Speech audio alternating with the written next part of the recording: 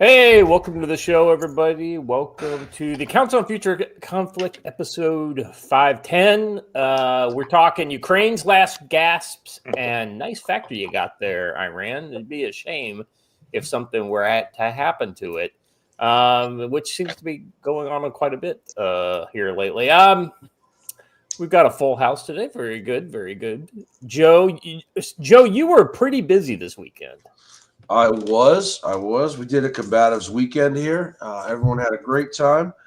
We beat on each other with sticks and rubber knives and fake bayonets, and we've capped off the weekend last night with some rifle on rifle tactics. So cold firearms combatives. It's been a really fun weekend. Yeah, no, that sounds like a blast, and I could hear the enthusiasm in your posts when you were like, "Sorry, I was up bayonet fighting and knife fighting." I was like, that does sound like a lot of fun. That we're gonna invest in a Bob. Bob is one of those body kick bags, and we're gonna use one of those for the bayonet tactics because there was an awful lot of stabbing of each other, sometimes in not appropriate places. So, yeah, that can go wrong. I'm just saying it could go wrong. Sorry, I missed this. Yeah, watchers. I miss those days. Look, I'm going to be honest too, though.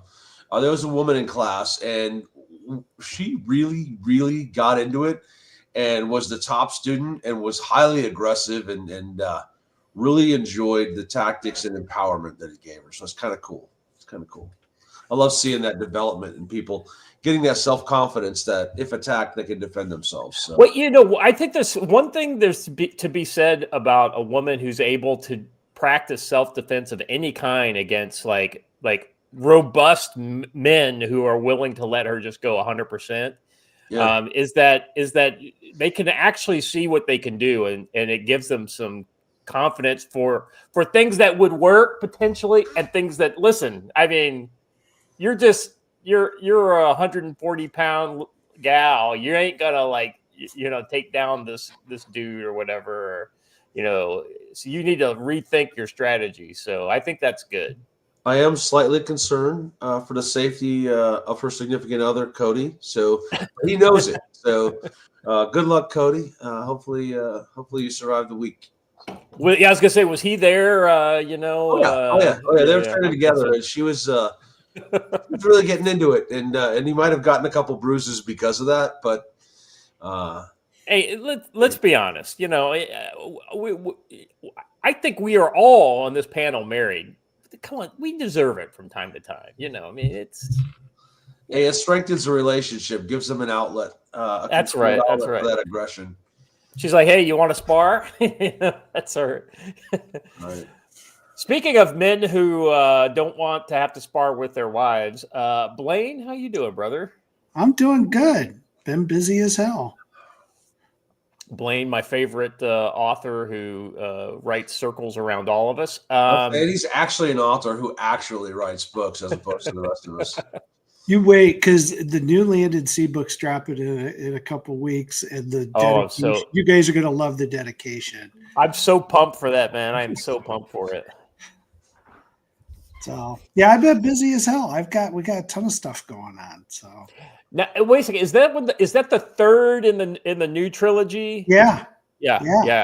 I'm looking forward to that. We'll wrap up a lot of storylines. I think it's a lot of fun. Mike Barron and I are working on Tenure 3, where he's on chapter 53.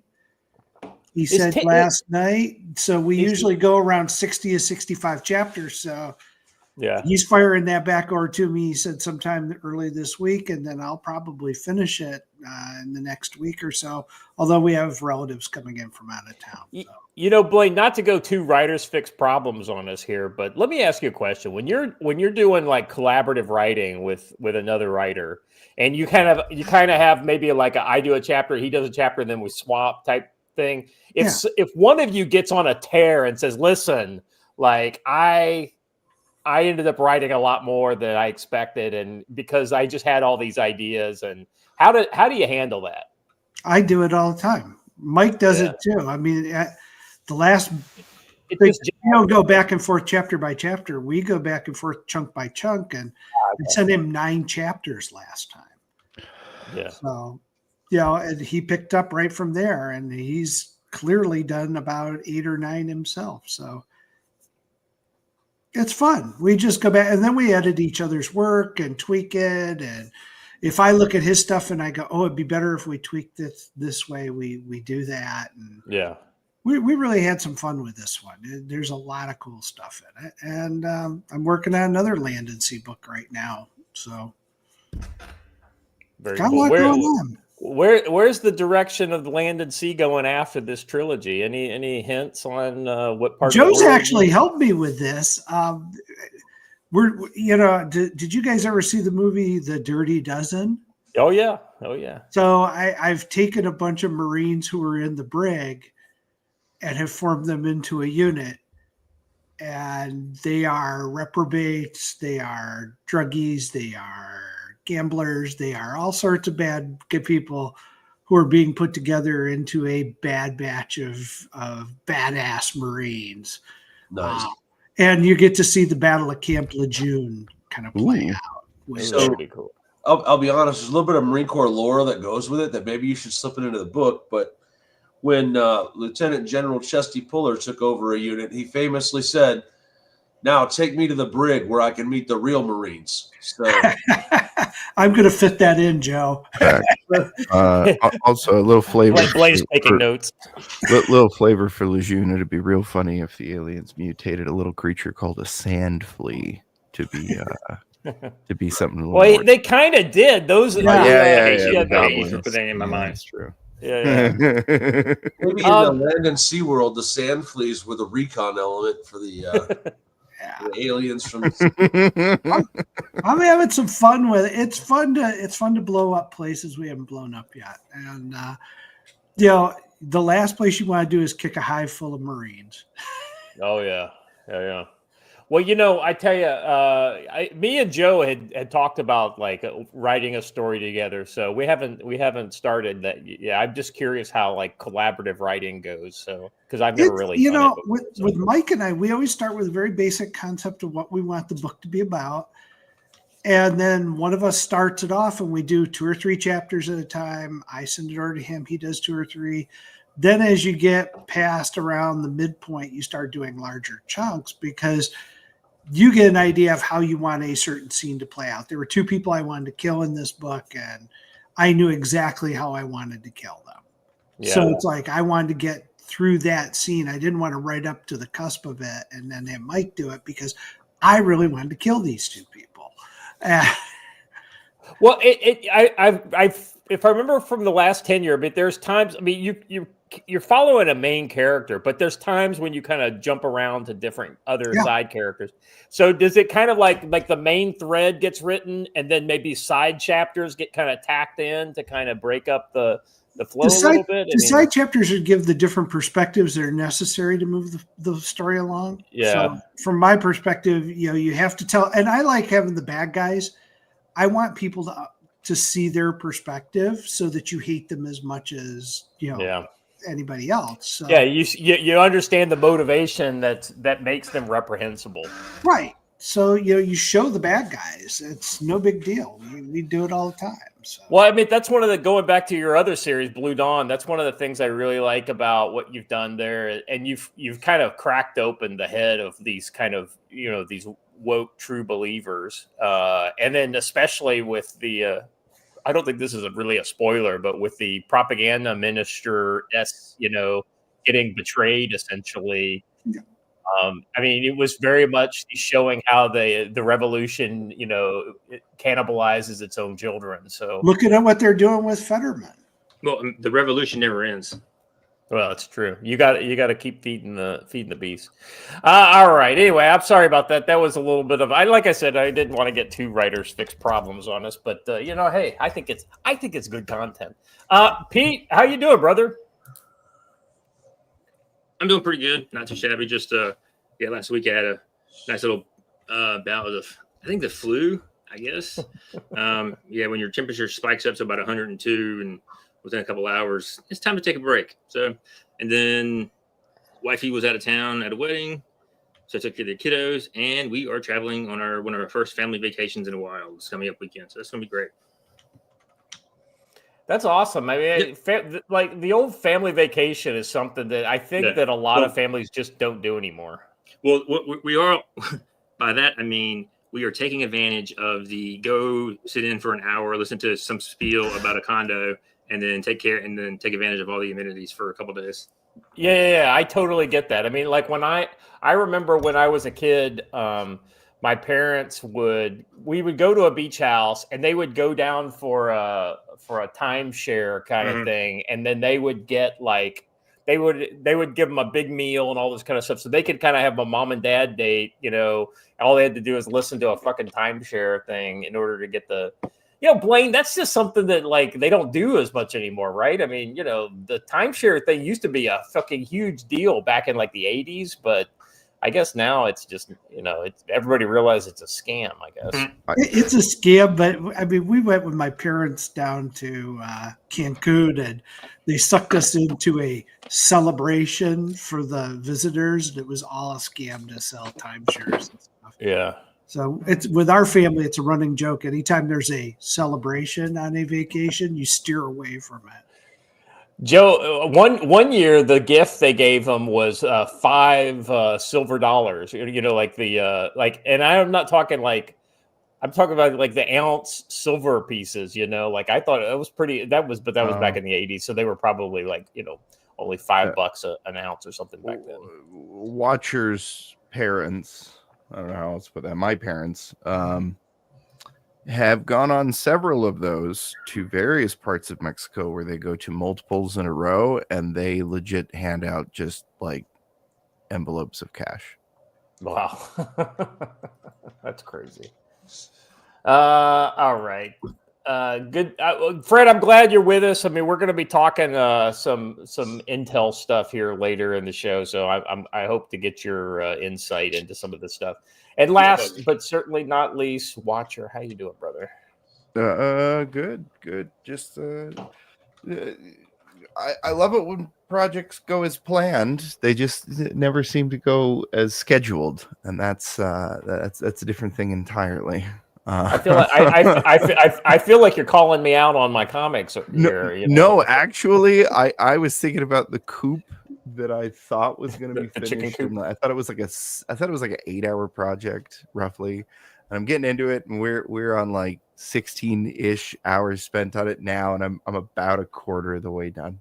So, well, I know the feeling. I mean, but then again, Watcher, you taking on too many projects and not finishing them. That's kind of like the hallmark of your character, isn't it? Yeah, unfortunately, I'm trying to make it not, but I think this is a part of it. Is that I have a bad job of estimating how much work is actually involved in many of these. So. Watcher, I think you would be one of these guys that would like value greatly and benefit greatly from having like a giant whiteboard in your like in wherever your workshop is or wherever you do, and just have all the things that and every time you get a new thing, you have to put it on there, and you can't put a new one on until you cross another one off. I think you will find an interesting fact. You could track when I had that set up. And when it like came down because I moved and then it never got reset back up again, based on basically how well I'm doing in life. But yeah, we'll get you back on target. So with the weather's warming up, it's a perfect time for renewal.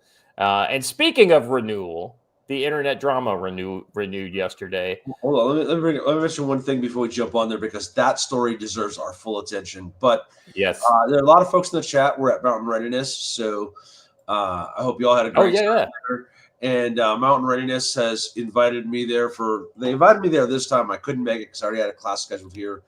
They really want me to be there in October. I will be there in October because we're going to do Mountain Readiness, followed by Fieldcraft at NC Scout's place, then Scout, then Recce. So in 2 weeks' time, you can get Mountain Readiness, Fieldcraft, Scout course, all that stuff knocked out. It's going to be a great time. Looking forward to it. But Matt, I have learned, was wiser than average this weekend, because I handed him a bottle of moonshine a few months ago that a guy in Tennessee gave us, and it took Matt to another dimension. And on Saturday, I get a text from the guy who handed me that bottle of moonshine and said, "I'm about to go send Matt into another dimension." And Matt respectfully declined the jar. So well done, Matt. Very smart action there. But everyone had a good time there. And I cannot tell you all the number of texts I got over the weekend from various people saying, "Did you know Hutch was going to be at Mountain Readiness?" And I was like, yeah, of course I knew Hutch was going to be at Mountain Readiness. But you know, Joe, if the community get together in real life. So if all goes well for me, maybe I'll be back in America, and I won't be employed yet in October. You know, my wife and I had that discussion, and she was like, "Well, I hope Scott can join you all for all that." I'm like, "I think Scott probably will be able to join us all for all that." So I'm sure hoping so. It's kind of like, guys, I see the light at the end of the tunnel, but unfortunately, there's a slight curve in the tunnel, so I can see the glow around the corner versus the light at the end of the tunnel. So nice. We're getting there. All right, come on. Let's jump into internet gossip and drama, and then we'll move on to other stuff. Now, you know, I mean, it's pretty common, guys, for people to say dumb stuff, and then other people say dumb stuff to them, and they start going back and forth and bickering, and they do it in public, and everybody essentially sits there and eats popcorn until one person goes too far, and then people start to pull them back. Well, sometimes people go out the gate too far. And I think that's kind of what happened here. And they just kept going and going and going. Now, I became aware of this kind of kerfuffle, not today, but yesterday. I guess it was Sunday, maybe, when it first kind of going. And this guy, let me open it up here on my screen. So this, what is it? Misfit Patriot? Yeah, the Misfit Patriot. And I don't know this guy. I've never really interacted with him or anything. The name is somewhat familiar, but you know, I don't follow him. Well, you can find him on Growler, so that's cool. Oh, I don't know what that is.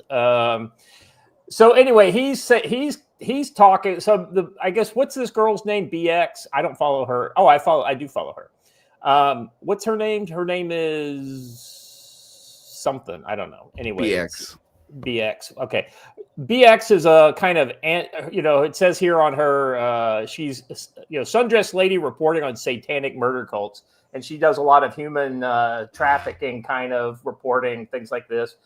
From from many people that I rely on, you know, who I think know better than me, they say that she's the real deal. But this Misfit Patriot guy, I guess he was like, you know, calling her out because she got, you know, bumped off of the Sean Ryan show. And he said, yeah, because she's all, you know, X, Y, and Z and 1, 2, 3. And he was going pretty hard in the paint on her. And I just was kind of like, if she's just trying to do this stuff and maybe she's a little dramatic about it, that's no reason to kind of go that hard. And then so a lot of people started defending her and he starts spurging on everybody.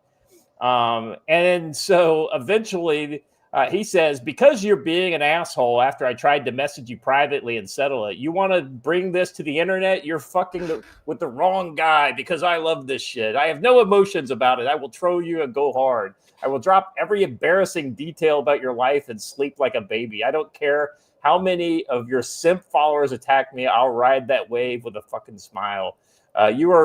First of all, I think you're learning quite a bit about this guy, you know, just from this statement. I mean, Blaine, I mean, you do a little true crime. This is the kind of thing you see like in the warnings and indicators of the crime that this guy eventually commits. Anyway, he says, you were given an opportunity to act like adult. You told me to enjoy my ratio. I am. Let's go. And so, you know, so somebody else says this post at support is a clear violation of X's toss, which is, I think it's right because he's basically saying he's going to dox people and whatnot. And this guy says, Grox, kindly flag Misfit Patriot's post for immediate manual review as he has openly and vehemently threatened to dox BX, troll her, and God knows what violence, ? He deserves to be banned for such behavior. Okay, that is a fair kind of thing for somebody to put. And it's not like a name calling. It's literally just talking about what the guy says. And then so Misfit Patriot responds to him and says, "Hey, Grok, flag this post for a review on harassment. I feel threatened." And then Grok, this is like when Grok fucking drops the hammer on you and makes you Grok came in from the top rope with the elbow. Just off the top with an elbow. Just so you know, this guy's tweet got here. The one before it said 2.9K views. His original one up here at the top is 24K views, and then Grok comes out with over almost 28,000 views on this. He says, Misfit Patriot, epic battle support, BX. The irony here is thicker than double stuffed Oreo. You're out here playing the victim card after spending the whole thread throwing around insults and flexing your trolling skills like it's an Olympic sport. Now you feel threatened? Come on, man. You've been dishing out the heat. Don't act shocked when the kitchen gets a little toasty. Let's break this down. You're going to go hard at BX, even admitting you're trolling for fun, and now you're clutching pearls because somebody called you out. If anything, your earlier post, like the one where you threatened to drop every embarrassing detail about someone's life, sounds a lot like harassment than anything that the other guy said. This kind of behavior doesn't exactly scream, "I'm the victim here." I'm not saying you don't have the right to feel whatever you feel, but let's not pretend this is a one-sided street fight. You've been swinging, and now you're mad that somebody swung back. If you really feel threatened, maybe take a step back off the keyboard and cool off, because this whole thread is a mess, and you're not exactly the innocent bystander you're trying to paint yourself as. Oh my God. I thought that was, it was even class at the end where that wasn't actually written by Grok. That was written by whoever manually reviewed it. It was like, come on, bro.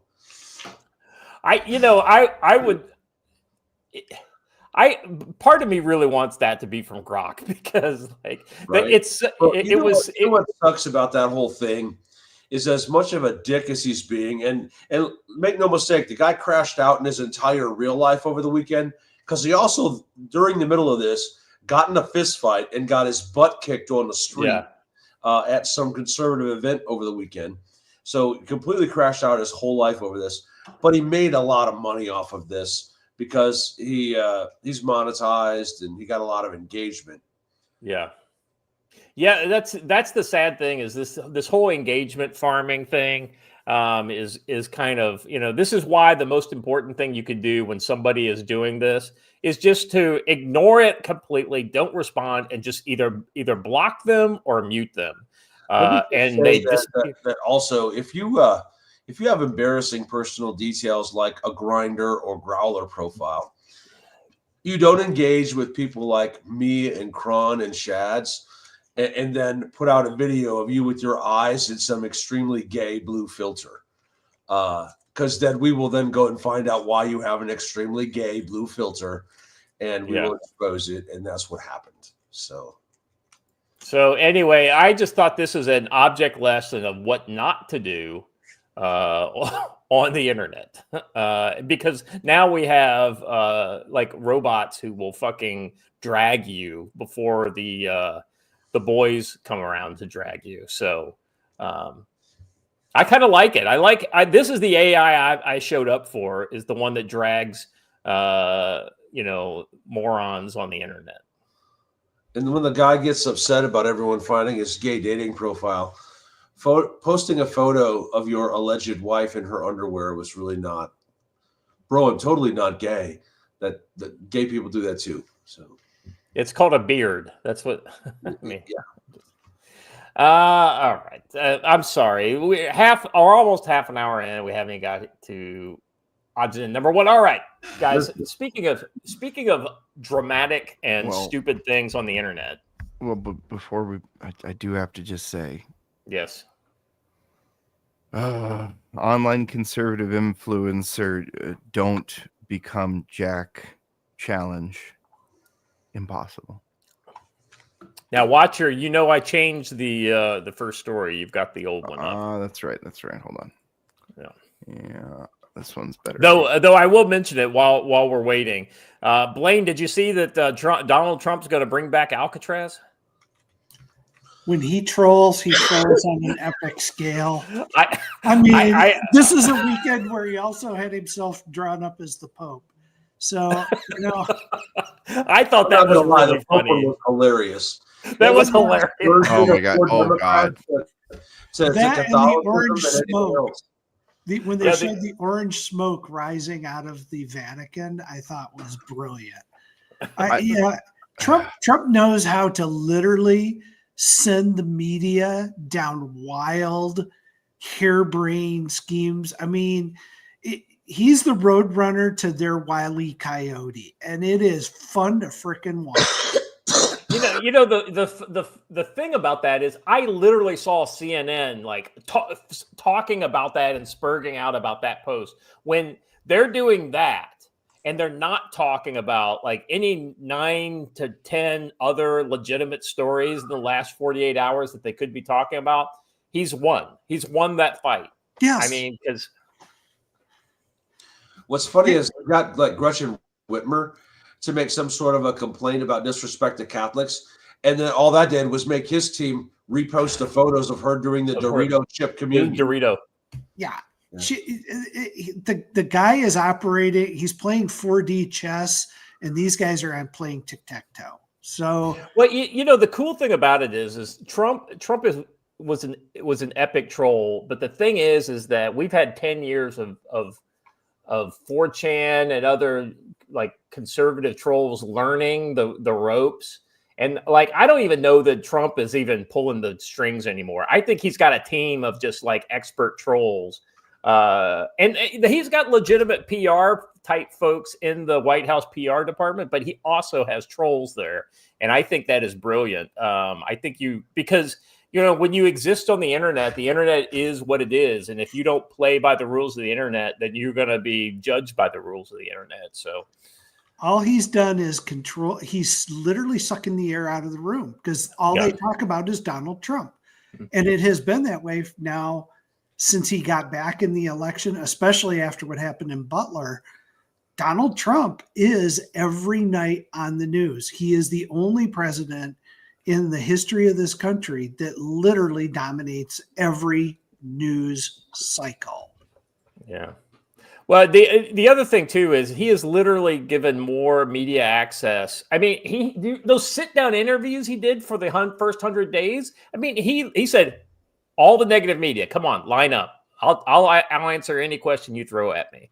Yeah. And he did it, and he did a masterful job at it. I loved watching him de-pants the guy from ABC News. I mean, he just literally pulled his pants down. He just embarrassed that guy on a level that was hilarious. Yeah. When he accused Donald Trump of photoshopping, I was like, okay, game over. Yeah. Well, I mean, here's the thing. The modern media is not serious. And the A game people aren't there anymore. I mean, they're literally in C+ territory as far as their kind of their first string. Because all the A+ people are kind of like, why would I go do that? They're just going to make me look stupid. I'm going to do my own thing, or I'm going to go work for some smaller company, or I'm going to go in the private sector and just, instead of doing journalism, I'm going to do PR. And so they're going to where the actual merit can be useful. All right, guys, this was the kind of the creepy tweet for me. I saw this when I guess it would have been last night your guys' time, this morning for me. It was the first thing I saw in the office. Because like what I do is I come in, I check the email, and once I've gone through email, then I open X and I do a scan of X and from time to time I'll actually post something in the morning. I'm sorry.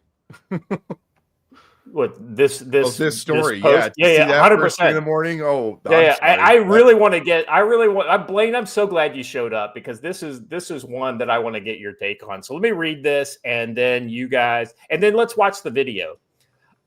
China built a robot with a human brain. Chinese scientists grew a cerebral organoid, a mini brain made from human stem cells, and connected it to a robot.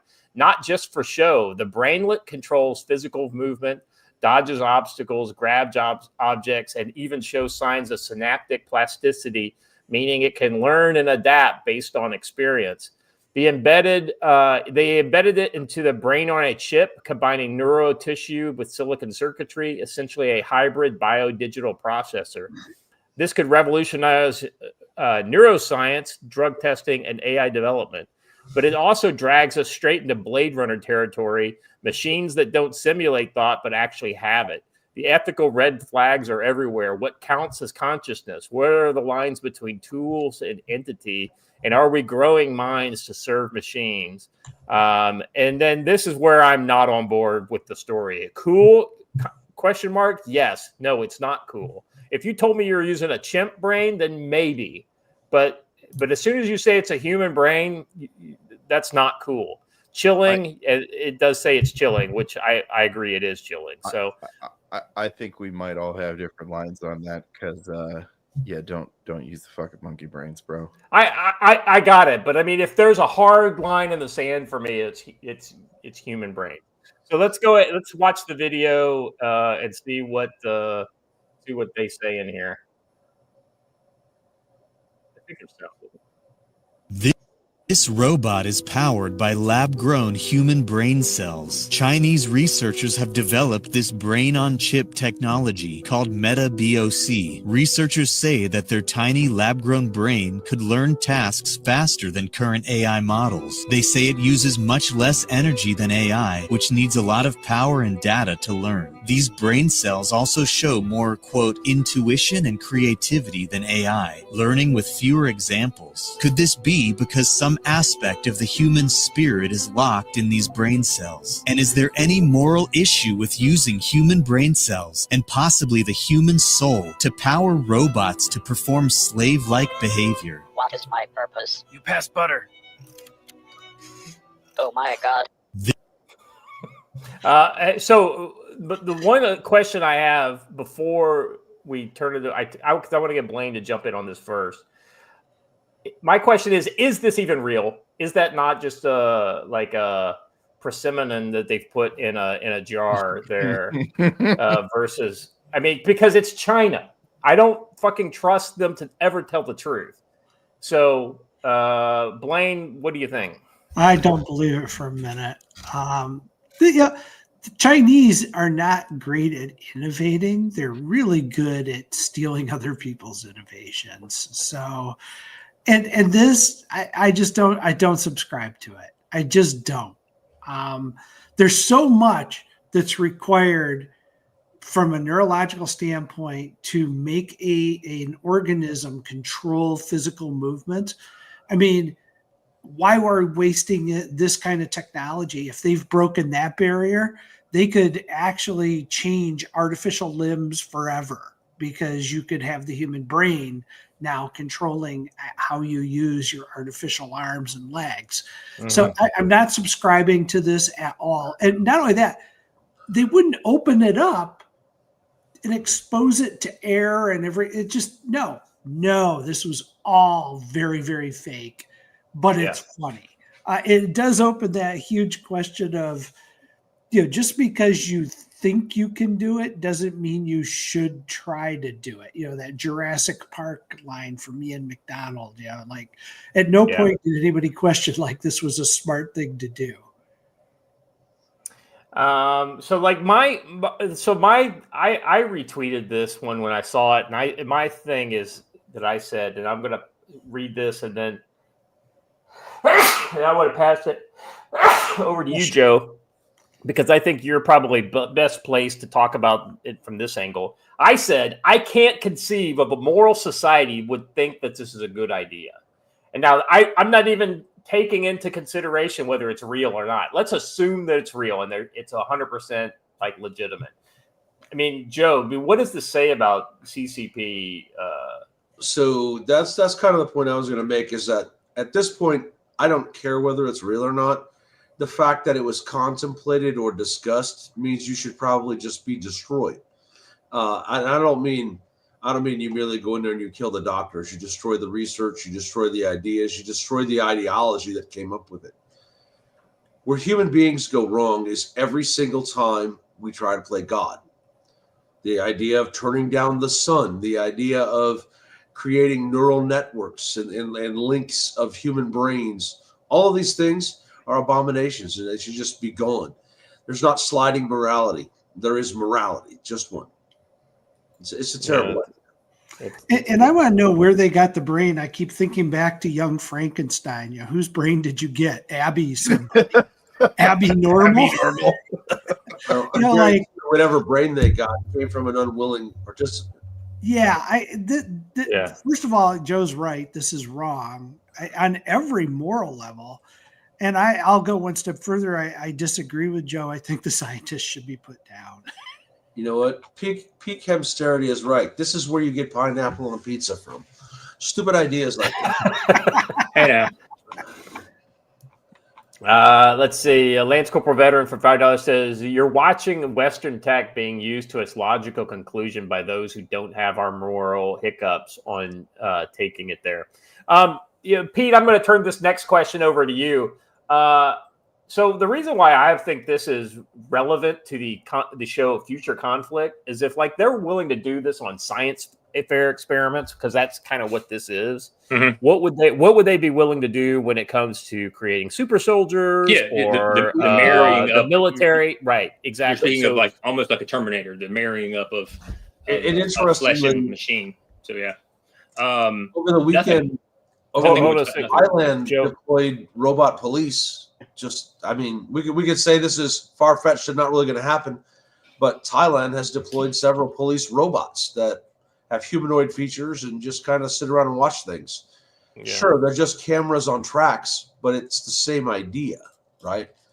Yeah. So I'm sorry, Pete. I know you were about to say something. Go ahead, Pete. That, but then each year, every iteration is just going to become, well, what if we just add this ability? Yeah. What if we add this ability? And so now you have, again, large roving machines out there conducting battlefield operations. Or even worse, internal domestic operations. Yeah. Hash Kangaroo says something Elon Musk Neuralink chip. All right, so let me just I thought about this. That was immediately the first thing I thought about, right?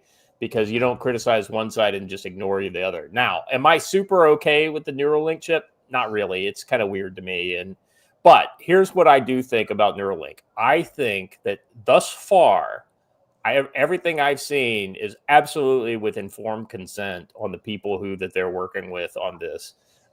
They're smartly doing it as a enhancement to people who have essentially what are crippling, debilitating issues, like, for instance, paraplegics and whatnot. And now they can control mice, basically a cursor on a screen with Neuralink, and there's some other kind of those types of applications. So I feel like there's at least informed consent with the people who are taking part in those experiments. Now, could that go way further and way darker? Sure. But, that's the difference between America and a place like China, is they would never question whether or not they should go that far. Listen, attempting to control any living thing with a neural chip is evil and an abomination, and I don't care who does it.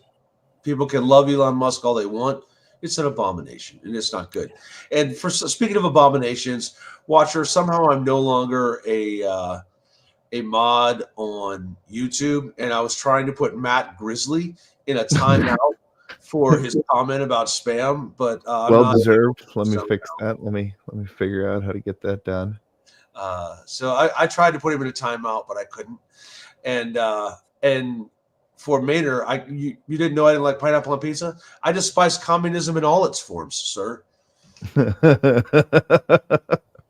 I mean, I even told my daughter today about the conversation I had with the waitress in Naples about pineapples on pizza. Yeah, you almost and her, yeah, well, her, abomination. At first, she didn't realize what a pineapple was. She thought I meant like regular apples, and I had to show her a picture of a pineapple on a pizza on my phone, and then she said this is like the visceral response from her. She's like, "Sir, get out of our restaurant right now." Look, man. I will say this again. Y'all are firing in the wrong direction. There are people who have bananas and peas and curry on their pizza at the same goddamn time. It has In the- And you all want to argue with people who want to introduce a little bit of sweetness. All right. Here's the thing, though, and I will defend the other side a little bit on this. When it comes to weirdness on pizza, like they did have deep fried pizza in Naples, so I'm just saying they're not totally innocent. That's not weird. That's absolute deliciousness. The Japanese because shrimp mayo on that crap. It's essentially it's like a calzone that's been deep fried. But Durna for $5 says the reason you anthropomorphize machines is that you already view people as machines. Absolutely. Yep. All right. Anybody else got anything on this before we move on? Nothing heard. I said uncanny valley. You know, the concept of as things get closer to looking like a human, we naturally kind of are repulsed by it. Yep. Yeah. All right, let's move on to the next topic here. We got two stories kind of in similar veins. ICE asked public for help locating illegal Jordanian migrant accused of trying to breach Quantico and let go by Biden. What are we doing? We're not a serious country, you know. I mean, it's just... You know, if only they had him in custody at some point, this would never have happened. Oh, yeah. Wait. They did. They did have him in custody. And then they said, hey, you know, you tried to bomb that place, but we didn't, you know, we're not finding you guilty at this moment. You promised to come back to court. I'll point something out now that I pointed out over on my locals page 2 weeks ago. They're looking for him now because they just caught another Jordanian national breaching a U.S. military base. And they want to know where this guy is right now because there's probably a link between them. What's the deal with the Jordanians doing this? Well, Jordanians have always had. I don't know what the deal is with Jordanians trying to enter U.S. bases with bombs. I mean, it's really not. I guess I'm saying, like, why is it seeming like Jordans, people from Jordan doing well, this? but you know, let's passports to Palestinians. That's why they're all. Checking. Well, but here's the thing: Jordanians have always ended up in all the hot jihadi spots, right? Oh yeah, like they were a number of Jordanians encountered just laying on the ground all over Iraq. Yeah, they were. Well, and you know, like if I remember correctly, wasn't Zarqawi Zarqawi wasn't Jordanian? Yeah, and then Khattab, one of the number 2 guys in the Chechen jihadist group back in the late 90s, was a Jordanian. So I mean, Dagestan. Yes, it would be.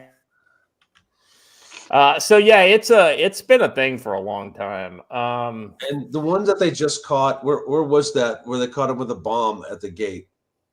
Oh, that was at Bragg, right? Bragg, yeah.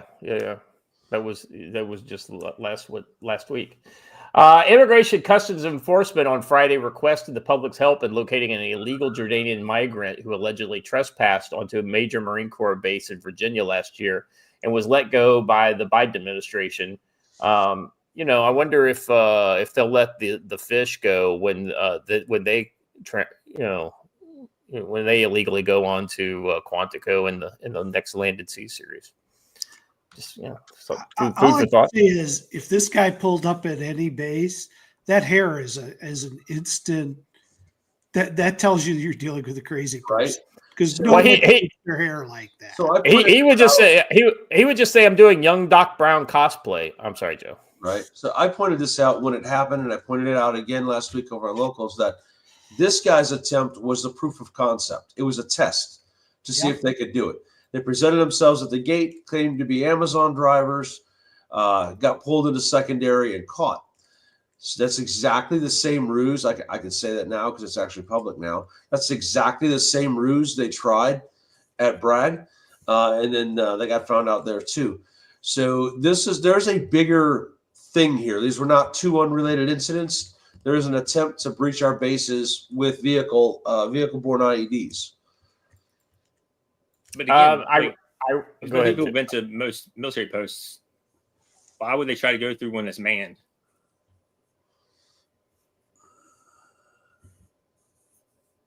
What do you mean? There's a lot of like gates around, like so Fort Jackson is a huge location.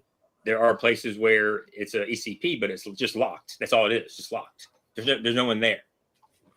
Oh, why wouldn't they try to like break a lock and just kind of enter that way? Yeah, because you can't drive a vehicle through. Yeah. I mean, Joe, the only thing they're literally chained locked, and that's it. There's no kind of vehicle barrier or anything at a lot of on those the gates. backside of Fort Jackson. Yeah, It's same thing at Fort Benning. Have you ever been at Quantico? There's not a lot of unattended gates at Quantico. Yeah. Oh, there is. I've actually seen gates at Quantico that are just chain locked. They're old. Whether there's a road beyond them is a different issue, but it's usually like in a heavily wooded area and stuff. There's access points. Yeah. Because I've driven around them. My guess is target fixation, and they don't realize. Well, I think Gene Rogers nails it because they want casualties. And they want to be able to drive right in and make it happen right away. If I go in some remote gate, my risk of detection is actually greater because I have to spend more time driving around the base to get to where I'm going. If I come in the main gate, the PMO office is almost always right there, right? Or fairly close to it. And usually your main gates are right by the main side of whatever your base is, right? So. And even if you just blew up the vehicle checkpoint, the ECP, right? Even if you were to blow that up, then that would shut down like a main gate or a major artery. Yeah, I mean, look at that all-American gate they tried to breach at Bragg. What was that, 6 lanes in each direction? Yeah, it's a big deal. Yeah. Or Harris. What's the name of the stupid gate at Lejeune? Holbert, Harrison, I don't remember. Whatever the street is there, it starts with an H. It's a big gate. Yeah, I mean, so all the bases have those kind of main entrances with multiple kind of like large ECPs where you have multiple lanes and that kind of thing. So he entered the U.S. on a foreign student on September 11th of 2022, but failed to attend classes. Shocking! Oh my God, shocking, guys! He didn't go to any classes. Came in on September 11th. It was almost like he was sending a message. Right. He and another Jordanian national were arrested on May 3rd, 2024 for allegedly trespassing on Quantico in Virginia. He allegedly drove up to the base in a box truck with his passenger and refused Marine Corps police orders to stop his vehicle at the checkpoint for inspection. Officers were forced to deploy vehicle denial barriers to stop his vehicle from continuing. Both men were detained and handed over to ICE, which were then let go completely. He has since been rearrested by ICE, but the passenger was rearrested, but the other guy, the one with the Doc Brown hair, Dabos, remains at large. I think his name Dabos. That's because he's the actual ringleader. Yeah. I want to point out something here that's a military police sticking point going back a long way. The problem is what's called exclusive jurisdiction. The FBI has exclusive jurisdiction over all felony crimes committed on federal property, including military base. And what would happen is we as a CID team would develop a really sweet felony case, and the FBI would be like, oh, very nice of you to do all this really cool work for us. We're going to take the case away from you, and then you lose your case. Same thing happened here. The military police had him. They had him under their rights to charge him with trespassing on a military installation. But then the FBI comes in, turns them over to ICE, and then they're gone. They're out of military custody. And the military didn't get a crack at them. So, because technically they're civilians and they shouldn't. That's the FBI's thinking, even though the crime was military in nature, trying to force their way onto the base. The FBI has done a lot to encourage these type of situations where we let people go who are doing really bad things on military bases for a long time. Yeah, that's 100% correct. All right. Around the horn in this one. Pete, you got anything? It's as there is less and less funding for the military, you will see stuff like this happening because there'll be less and less money for any type of force protection. Yeah, I hope that's one area that gets basically, beefed up rather than cut back. I'd like to see it. What's the largest growing part of the DoD budget? Retirement stuff. Personnel, money, the people. Yeah. Well, the other thing, part of me would love to see MPs doing a lot more of the base security, but I know for a fact that the using both like Homeland Security and I don't know if they're contractor or other federal uniform federal DOD police. Yeah, DOD police. That is way cheaper than having military. And a lot of times you have people with a lot more experience that are able to do it. So a lot of these guys are retired MPs and bring a lot of experience to it. So I'm okay with the having civilian gate guards and things like that. But it's just you can't scrimp on force protection. You're spot on about that, Pete. But the only answer is to put a human hybrid cyborg as a force protection at a gate. I mean, we put an ED 209 there, urban pacification model. You have 10 seconds to comply. Just don't put a human brain in it. I'm sorry, my brain went straight to the funniest possible place. Private, the hooker in your left passenger seat must provide ID or I will fire within 5 seconds.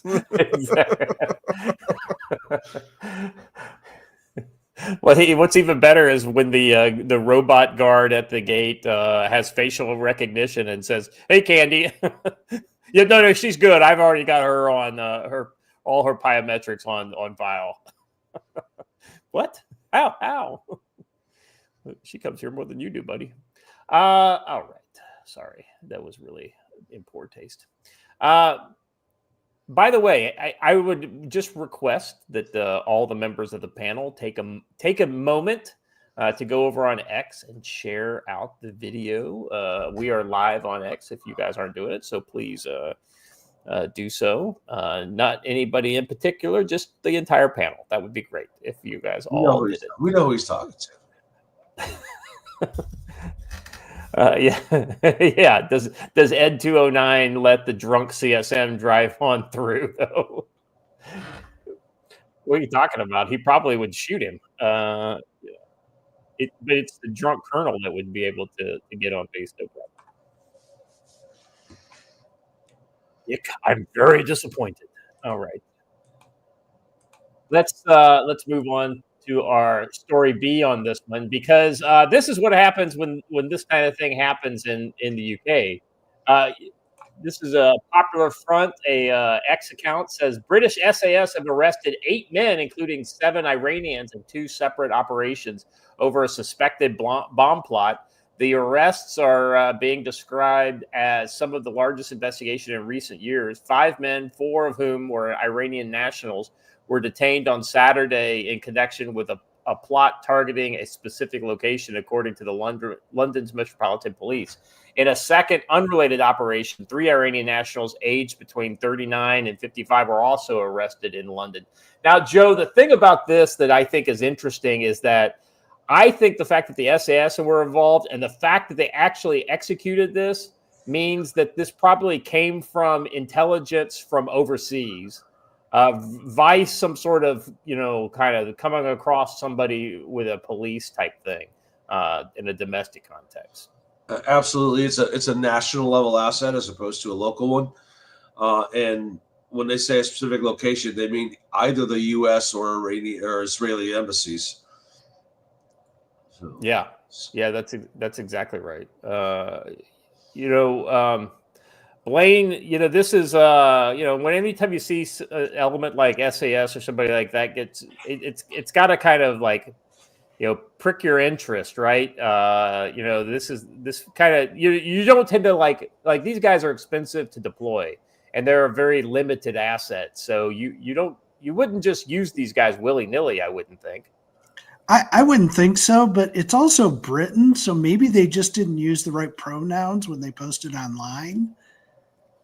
Who knows? Entirely possible.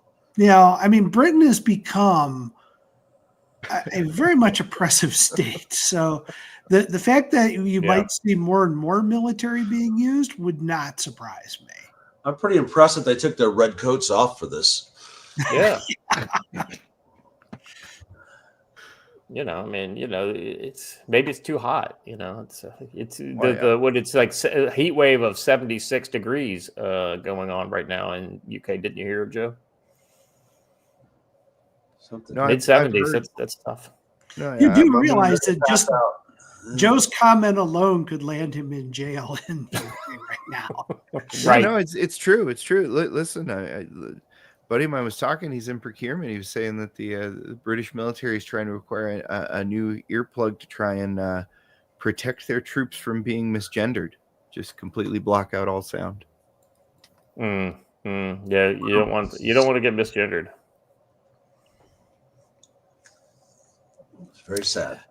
All right, moving on. Let's see. By the way, Blaine, I saw that story you sent me about Louisville, the gun case in Louisville. That's fucking too close to home. Yeah.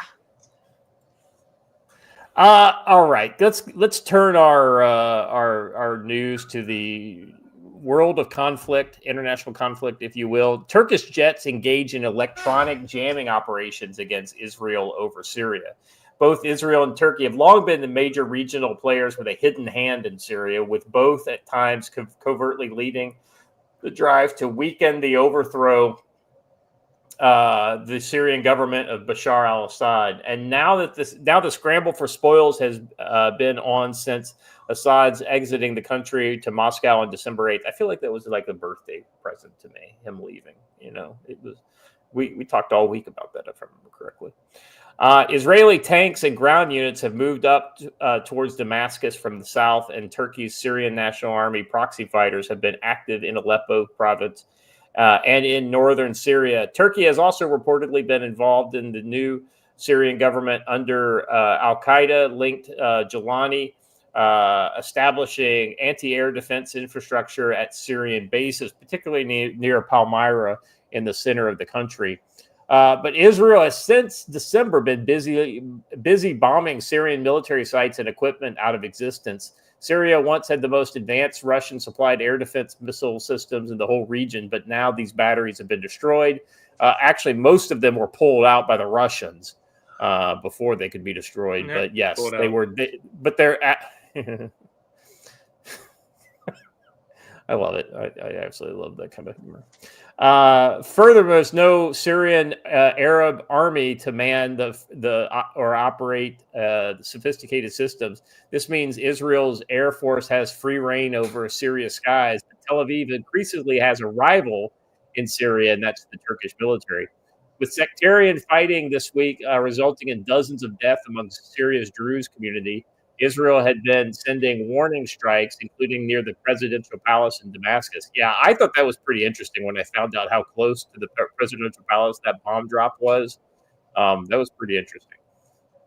Regional reports say Turkey is at the same time quietly engaging in anti-Israel operations. Turkish fighter jets reportedly issued electronic warning signals and engaged in jamming operations late on Friday in an effort to deter Israeli aircraft operating in Syrian airspace. Amid a new wave of airstrikes across the country, the rare move came as Israeli warplanes launched attacks on multiple sites, including in the Hama and Damascus regions, drawing renewed scrutiny over ongoing violations of Syrian sovereignty. What fucking sovereignty does Syria have? That's not sovereignty, because they're being ruled by a terrorist regime that controls 1/4 of the country. I will point out, though, that Gordon Chang, of all people, said that this was an aerial skirmish between Turkey and Israel. No, it was not. Yeah, point of fact, not an aerial skirmish.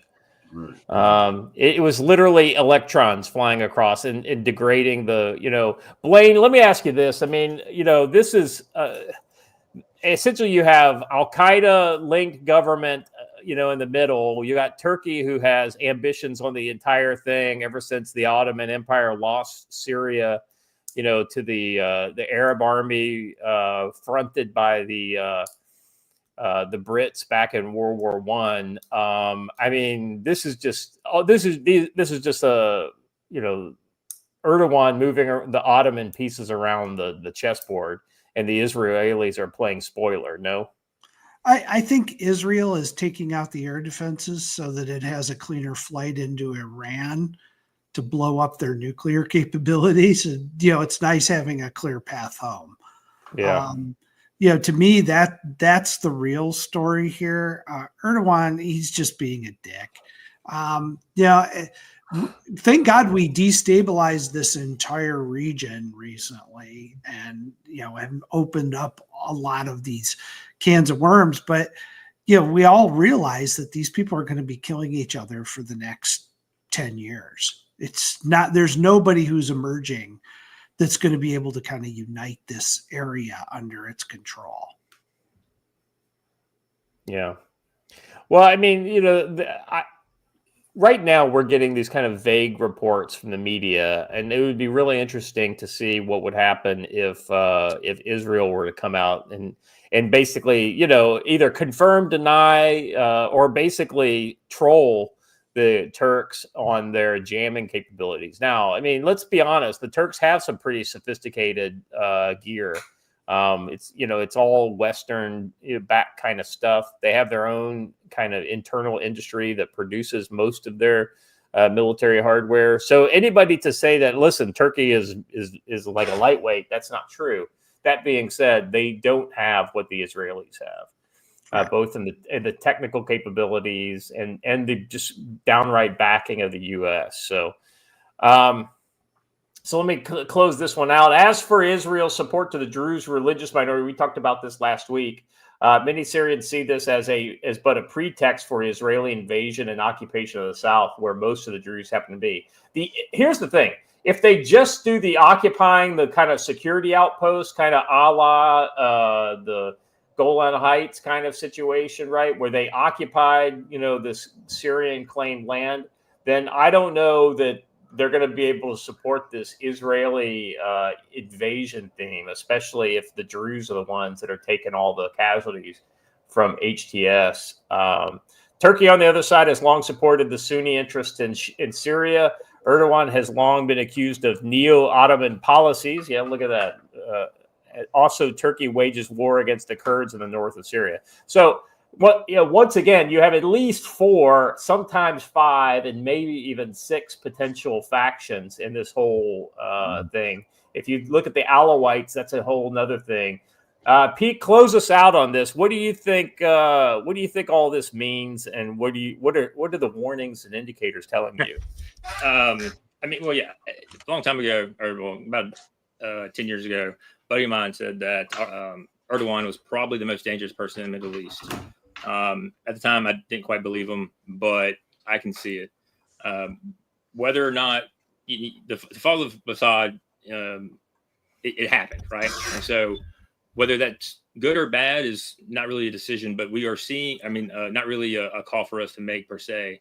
But what we can say is that what it has created is a power vacuum, and nature abhors a vacuum. And what is currently filling it is what everybody said. Those who knew the past knew. They said that it was going to fill that vacuum, and it is. And so the real question is, what do we do with this quote unquote shit sandwich, right? At a national level. Yeah. All right. I'm going to close this one out. And then go ahead. And then I guess the last thing I have to say really is, who's next, right? Like, what nation is going to feel this pressure, internal revolution, blah, blah, blah, blah. And you're going to have a situation such as Syria. And then once the government that is so hated is gone, it just turns into a sectarian violence. I mean, I can make a guess. Sorry. But Well, I mean, who's next is obvious. It's Dim Drews are next. Dem Thank Drew. you. That's right. That's why I shared your thing. All right, guys, let's go into promo mode, and then we'll jump into segment number one. Let's go around the horn. We already talked a little bit, Blaine, about some of your stuff. What's the most recent thing you got out there, and so we can point people at it? The 10-year series, I can't recommend enough. The stuff has stayed on the bestseller list from January. The first book and the second book is still on, so is the first book. Series is a lot of fun. It's an homage to the old, Mac Bolan, executioner type series. If you've ever thought, why hasn't somebody picked up a gun and gone after these woke bastards? This series answers the question of what that would look like. Yeah. Let me share the link here in the chat. This is a link to Tenure 2, Social Street Justice 101 by our buddy Blaine Pardo and Mike Barron. You can see it right there in the YouTube chat. And let me throw it here in the Rumble chat. Of note, that is a link for me, so I get 4% commission on that. So if you guys buy it right now through that link, it puts a couple of ducats in my pocket. So thank you. Yeah, I mean, Tenure's been really good. You said you're working on the next Land and Sea. Looking forward to that. How far are we away from the end of Blue Dawn? You're muted. Blue Dawn is at the editor, guys. Blue Dawn. That's the last one, right? No, there's one after this. Oh, it's one after. Okay, so there's two more books. Okay. Yeah, this sets the stage for the final confrontations. But you're really going to enjoy this as the American Army runs through California. Oh, wow. Which is just going to be a lot of fun. And I have a lot of fun with Gavin Newscomb and the usual cast of characters. It's a lot. It's a really good romp, guys. You're going to enjoy it. I tell you, I really appreciate that you use real people in this. A lot of authors are kind of scared to do that, but not our good buddy Blaine. No, they deserve everything I do to them. You're not wrong. All right, Joe. So you just had a big event this past weekend. What's next on tap for you? We have just a couple of weeks, literally 2 weeks before spring training week, which has gotten much, much bigger. It's going to be really, really good. It's going to begin with Matt, NC Scout, coming out here and teaching RTO course on the 16th, 17th, and 18th. The 19th to the 21st, he's teaching SIGINT. Then the 22nd, 23rd, he's doing night ops at night. In the middle of that, K from Combat Studies group, the 22nd through the 24th, we'll be doing close quarters battle in our giant empty lodge building with every possible room configuration and a stairwell to negotiate. So you will get a lot of good CQB training there. And then the 23rd to 25th, I have community security operations here, where you can learn to run security checkpoints and patrols and things like that here on our compound, and learn how to do it for your own at home. We'll even have some concertina wire to play with now, so that's going to be kind of good. Very cool. And again, a portion of everything we do that week goes back to the Northwest Montana Veterans Food Pantry. So it's always good to come out and train and learn stuff while also supporting a great charity. There's going to be a lot of like-minded patriots out here hanging out during that week. Come on out, spend some time with us. Spring training week is upon us. And I dropped the link in both chats for Matt's training and Matt's store. So, yeah.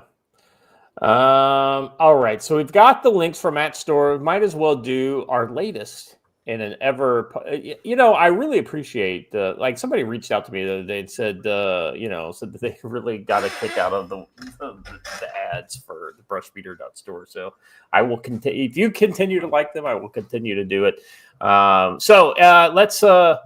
Let's jump into our brushbeater.store promo segment here. Welcome back. Let's see. We're fired up to bring you another ad for our trusted sponsor, brushbeater.store, delivering cutting-edge gear for the armed American. At brushbeater.store, they're proud to offer Kyber Optics, a brand exclusive to the store, crafted with precision and made in cooperation with NC Scout. Our good buddy Matt, he's kind of like he got a hand in that. The star of the lineup is the Kyber Optics MDO mini dot optic, a compact and close emitter red dot that's fast, lightweight, and versatile, perfect for predator hunting, tactical scenarios. Pair it with a clip-on thermal for a game-changing setup. Beyond Kyber, their optics range includes top-tier thermal optics like the Armasight 320 series and the night vision units, priced from $479.95 all the way up to $7,700. So all kind of qualities in between. Test them out at the Yanceyville, North Carolina showroom's darkroom. Check out the full selection at brushbeater.store/collections/optics. Use our exclusive code CFC10 at checkout for a 5% off Kyber Optics, thermals, or any other gear. Orders over $100, ship free. Visit brushbeater.store and upgrade your sight line. Big thanks to Matt, the owner, for his support of the channel.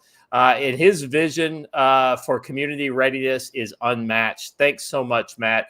Head to brushbeater.store, use code CFC10, and see the fight clearly. Now let's get back into the show. Hey, real quick, though, I wanted to mention something about that. I have had every one of the designed by Matt Kyber Optics things in my hand and checked them out. They are exceptional. They're great quality, and they have some pretty unique reticles. But you don't take my word for it. Both Hunch and Be Prepared in the chat have both also handled all of the ones that are in development. And I have his mini dot optic arriving today. So I'll be checking that out. Yeah, I'm looking forward to hearing how that works out. I trust Matt, but at the same time, it's kind of like, show me, right? I want to see how it is. And the red dot optic world is a tough pool to play in, but I trust Matt, so we'll see how it goes. Real quick, you ask Dapper Dan 47 says, are we going to talk about the proxy war taking place between Carmelo Anthony's fundraising and the N-word run? No. I mean, I don't think that it's stupid people on the internet. I don't understand there's no cultural significance to this. The sad thing is might it break out into future conflict? Well, maybe, but not yet.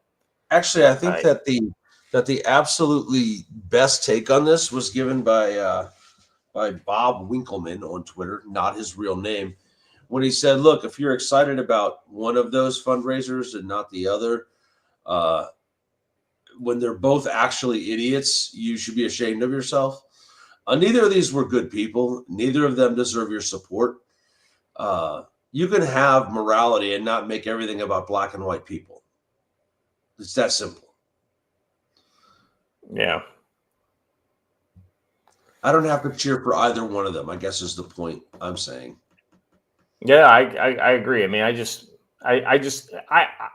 just seems like, the kind of thing that nobody would ever hear about unless you knew them personally. But because of the internet, drama farmers are able to take this kind of ball and run with it. And now they're getting I think they're heading towards $1 million each on the Indigo or the GoFundMe type thing. So, I mean, great. They're symptoms, not actual problems, right? Exactly right. They are symptoms of what's going on in the world, not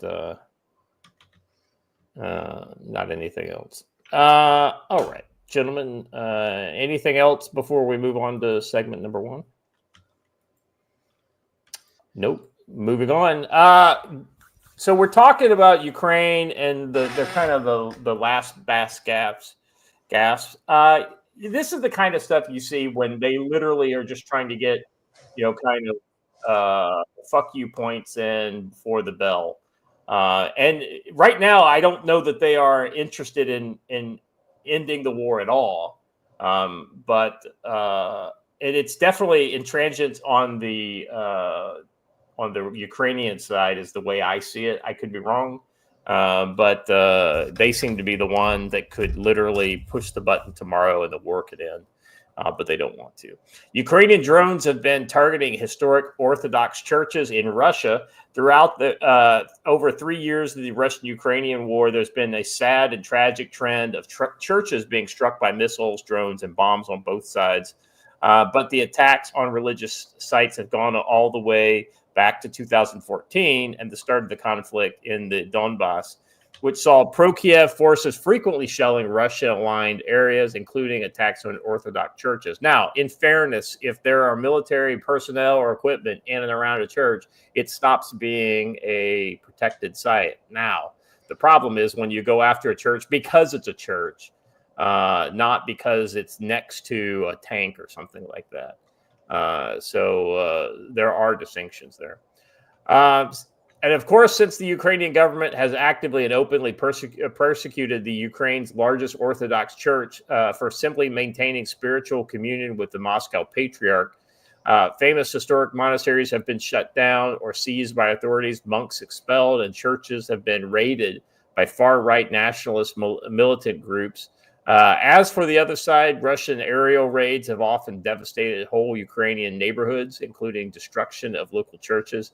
In a fresh incident, the Russian government and media sources say a Ukrainian drone was sent across the border, struck an iconic historic church in Belgorod, which set the church on fire. The local governor issued a statement saying the enemy is striking our holy sites again. An enemy drone has attacked St. George Church in the village of Tolokanoye.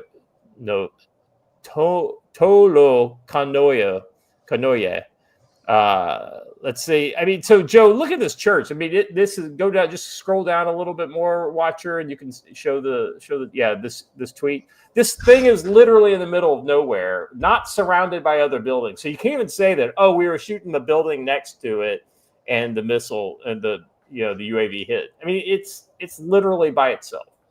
What's funny is everyone wants to screech about Russian war crimes.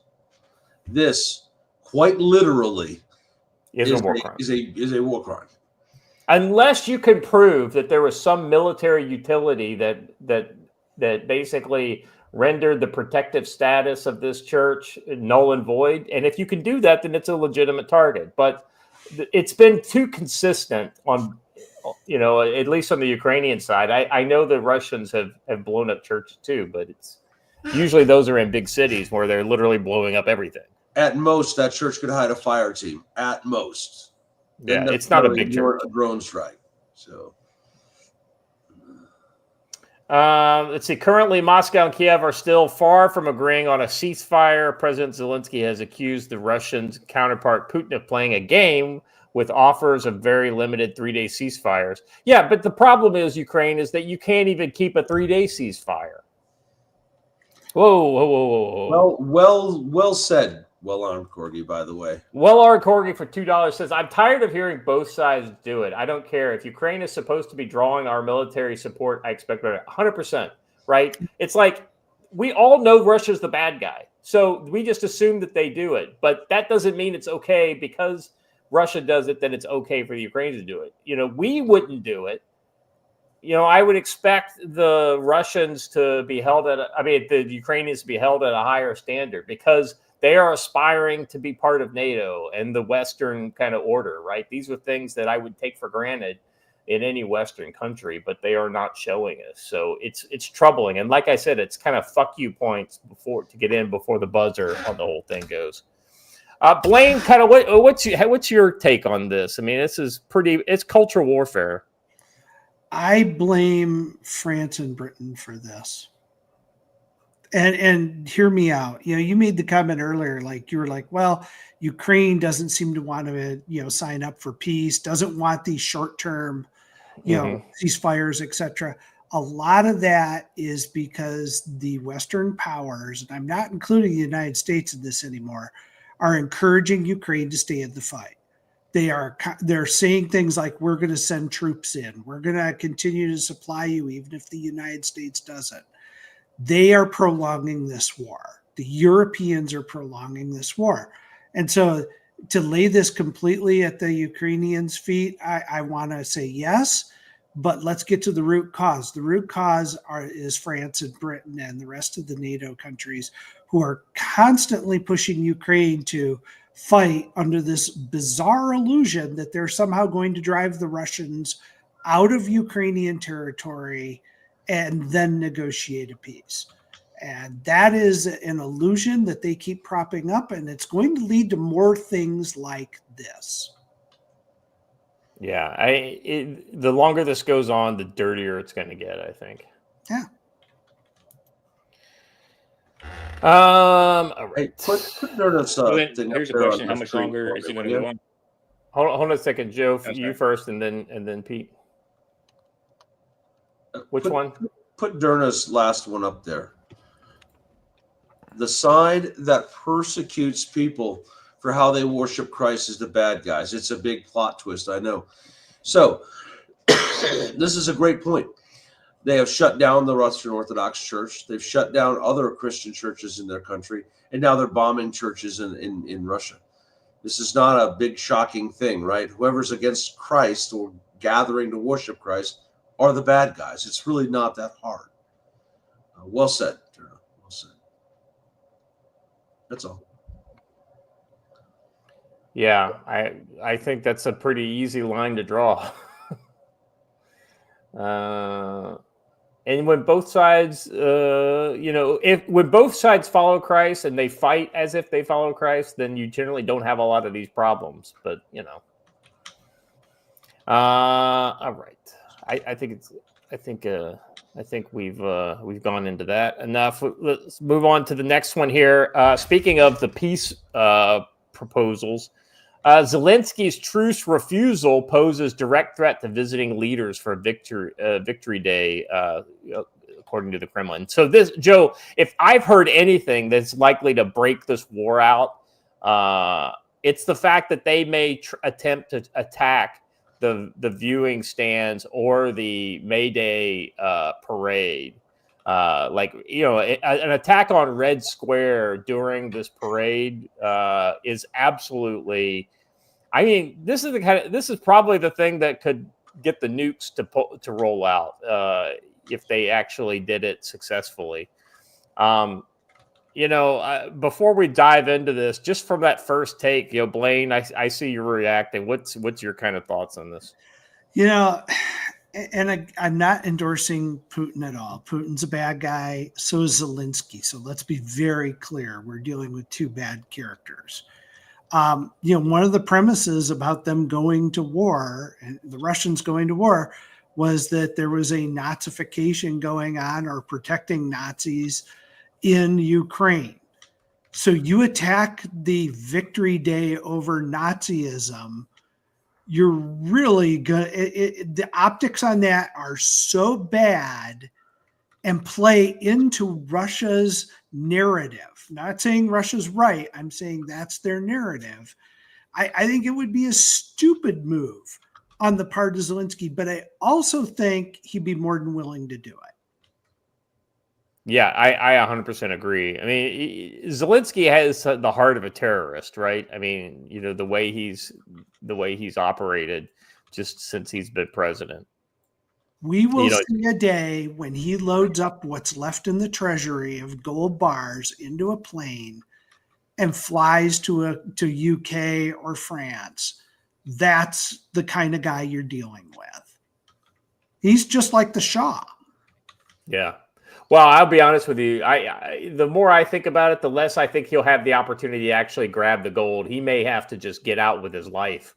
He and his family, under the cover of darkness. Let's see. Let me kind of go to some comments here. Moscow officials certainly took this as a direct threat to various world leaders, including Xi Jinping, who will be president for the V-Day parade through Red Square and other observances. This year's will be a particularly special event given it's the 80th anniversary since the end of World War II. By the way, did you guys know that the U.S. Army marched in one of, I think it was 2010, after the reset, the whole Obama reset thing. Yes. It was the 70th anniversary. Yeah. And we actually, like, all the kind of the allied powers, almost all of them, I think, France, UK, US had some contingent of our military marching in the May Day V-Day parade in Red Square. I had forgotten all about that. I saw a video of it recently. I was like, oh, okay, that's a kind of a blast from the past. I'd prefer to see us relive that marching through Berlin. Honestly, right? Well, and there have been people online, they're so deranged by Putin is Hitler, blah, blah, blah. They're willing to denigrate the lives and sacrifices that, the unwitting peasant from the Soviet Union went through, all because currently Putin is the most evil man in the world. Yeah. Let's see. Russian Foreign Ministry spokesperson and Joe's favorite Russian, Maria Zakharova, issued a statement Saturday saying the Zelensky unambiguously threatened world leaders. After every terrorist attack on Russian territory, the Kiev regime, its security services, and Zelensky personally boast that this is their doing and they will continue. Therefore, the phrase that he does not guarantee the security on May 9th in Russia as if it was not his area of responsibility is, of course, a direct threat. And she's correct. He has the ability to say, listen, Ukraine will do nothing in Russia on that day. He could easily say that, but he's not doing it. Listen, that's a horrible inaccuracy you just said. Maria Zakharova is my second favorite Russian. My favorite Russian is Natalia Poklinskaya. Yeah, I forgot. Yeah, right. Say it again. What she does? She's the advisor to the prosecutor general. She's a chief prosecutor. That's right. I remember. Fair. After every terrorist attack on Russia's territory, Kiev regime. Let's see. She and Peskov further blasted Zelensky's stance as having exposed the neo-Nazi nature of the Kiev regime, which became a terrorist cell, according to TASS.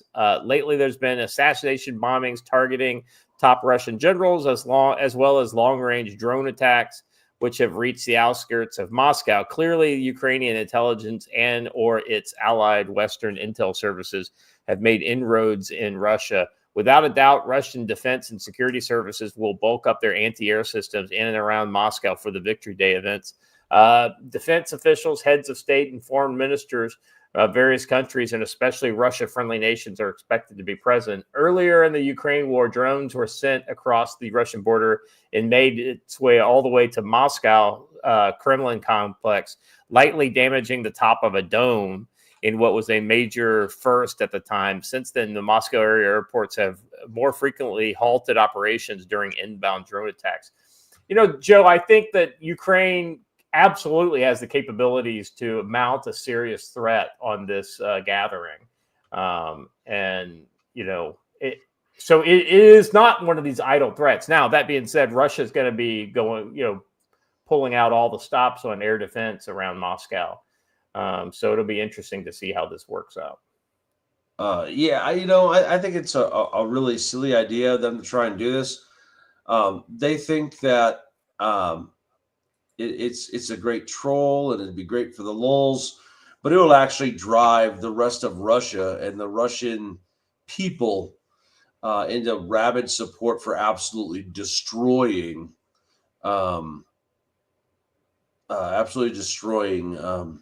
Ukraine. because whether you like it or not, Vladimir Putin is wildly popular in Russia, right? Need to be very careful going after him directly, especially at something like the VE Day parade, right? That's kind of a big deal. Yeah, but a part of me wonders if is this part of Zelensky's strategy? Not that I've seen a lot of strategy from this guy, so don't. Does he want an escalation of the war? So that he can try to suck in the European powers, the U.S. and anybody else who will come to his aid. Yeah. He is not playing with a full deck, guys. Well, the irony is that an attack on Moscow during this parade would actually be much more likely to pull in, say, a China or or other countries into the conflict versus getting NATO to come into the conflict. NATO would say, "Listen, not our circus, not our monkeys. If he does this attack." Whereas China may say, "Okay, you just tried to assassinate Xi Jinping, so we're gonna help our allies more strongly." Go ahead. Yeah, but he knows there's going to be a reaction, okay? And that the reaction, to Joe's point, will be overwhelming. It'll be chemical weapons. It'll be something dramatic.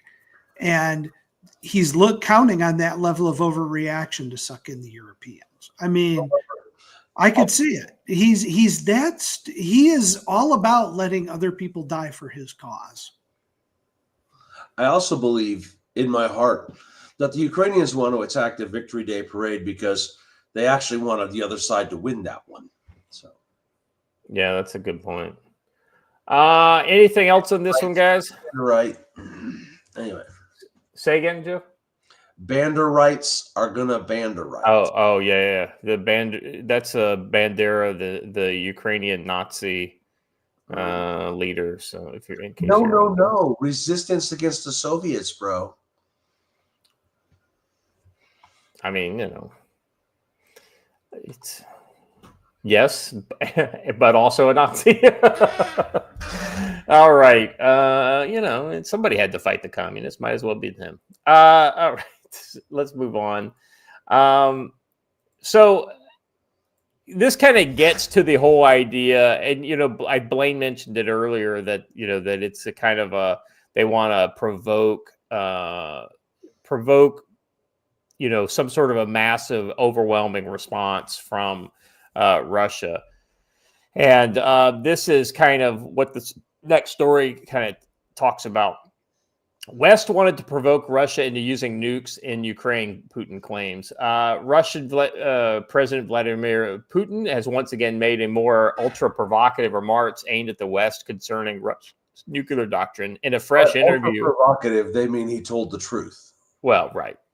In a fresh interview with a Russian broadcaster that aired Sunday, Putin claimed that the West wanted to provoke us, wanted us to force us to make a mistake on a strategic level.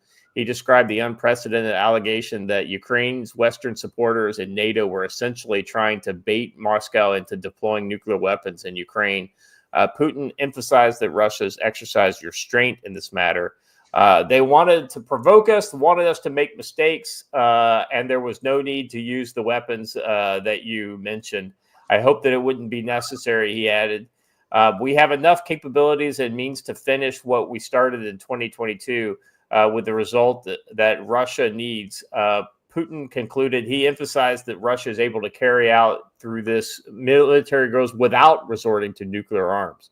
No evidence was given for this charge. However, it's been a constant theme of the Kremlin to accuse Zelensky's NATO backers of seeking constant escalation. But they have literally done this. So I don't know that it's a no evidence given. I think that if you say there's no evidence, that means you're just unwilling to draw simple conclusions about many of the things that have gone on. Russia has repeatedly confirmed its stance that the use of nuclear weapons will be its last choice. In November, Putin has approved Russia's updated nuclear doctrine. Starting in late spring, Russia had unveiled its expanded nuclear doctrine, which proposed a lowered threshold for Russian strategic use of nukes, which, oddly enough, and, Peter, I think you talked about this last year a little bit. it basically mirrors what we did during the Cold War, basically saying that we would use tactical nukes to slow down a ground invasion of their homeland. Yeah. Actually, when they updated their policy on nuclear weapons, it actually went unnoticed until they invaded Ukraine, which is kind of interesting.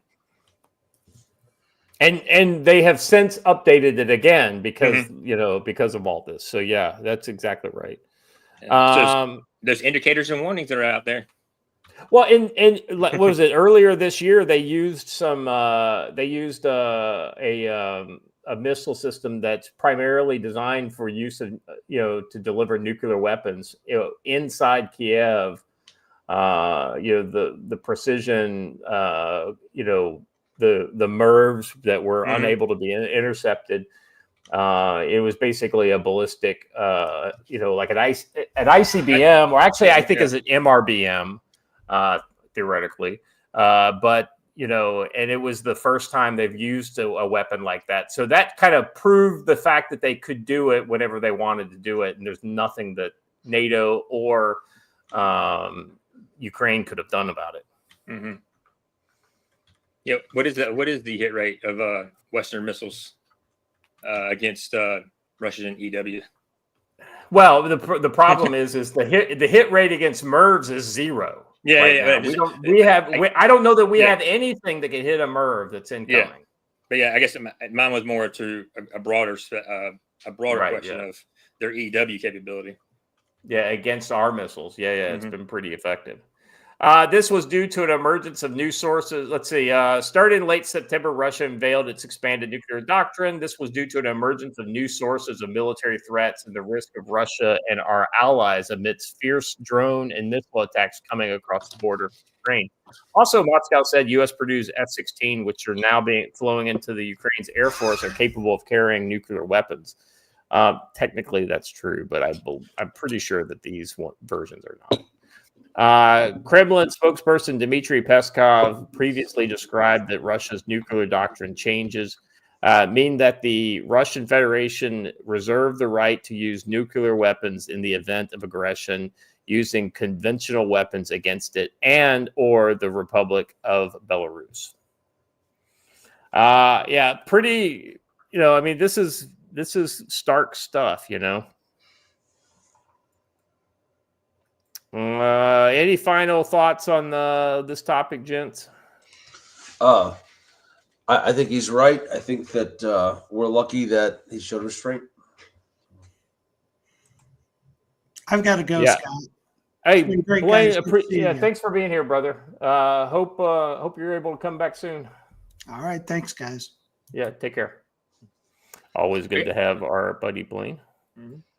The only thing I was going to say was all these accounts on Twitter and NAFO and even some heads of states, when they talk about breaking up Russia, Russia should be almost like Germany after World War II. Like all you're doing is feeding the narrative that Putin is putting out there, and so you're just making him much more of a popular figure to protect Russia.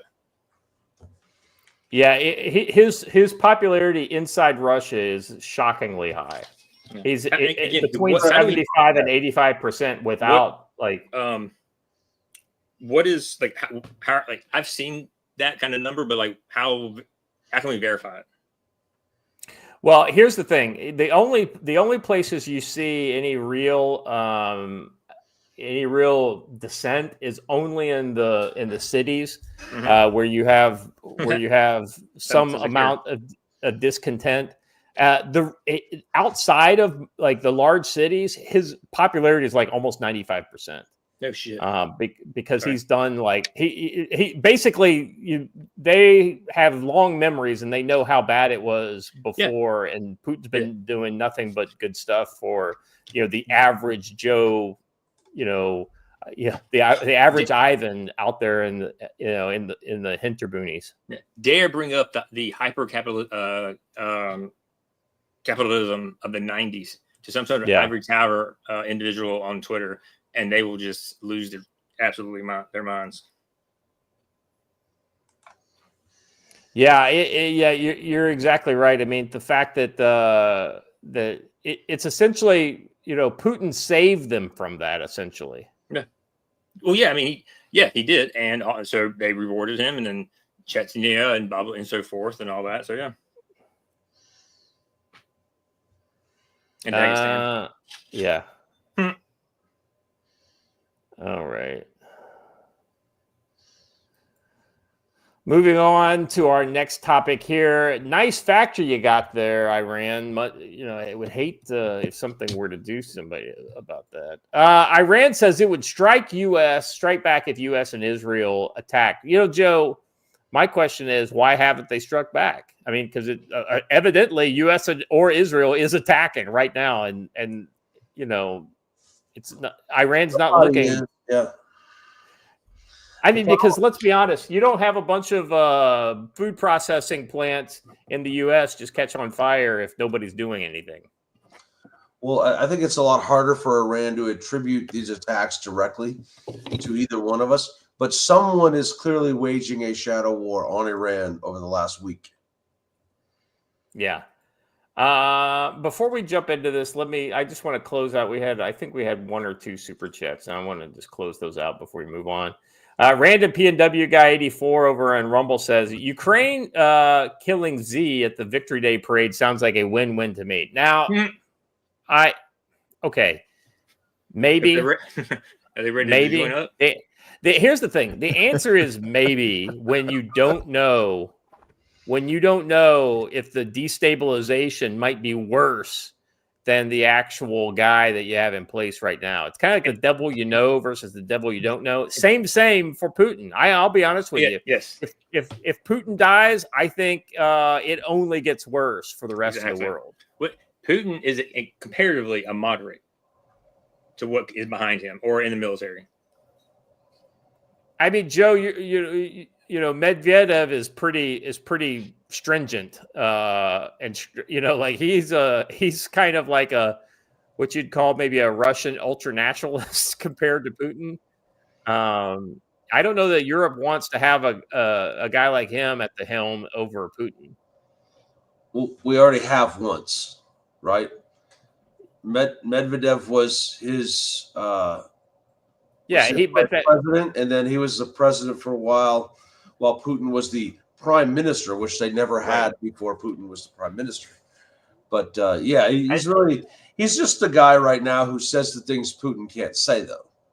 You're right, but the fact that he says them means that he's probably inhabiting that role fairly organically. You know what I mean? It's not absolutely. He feels that way, but whenever Medvedev says something, you have to imagine that it's coming from Putin, because Medvedev owes his entire career to Putin, as does Dmitry Peskov.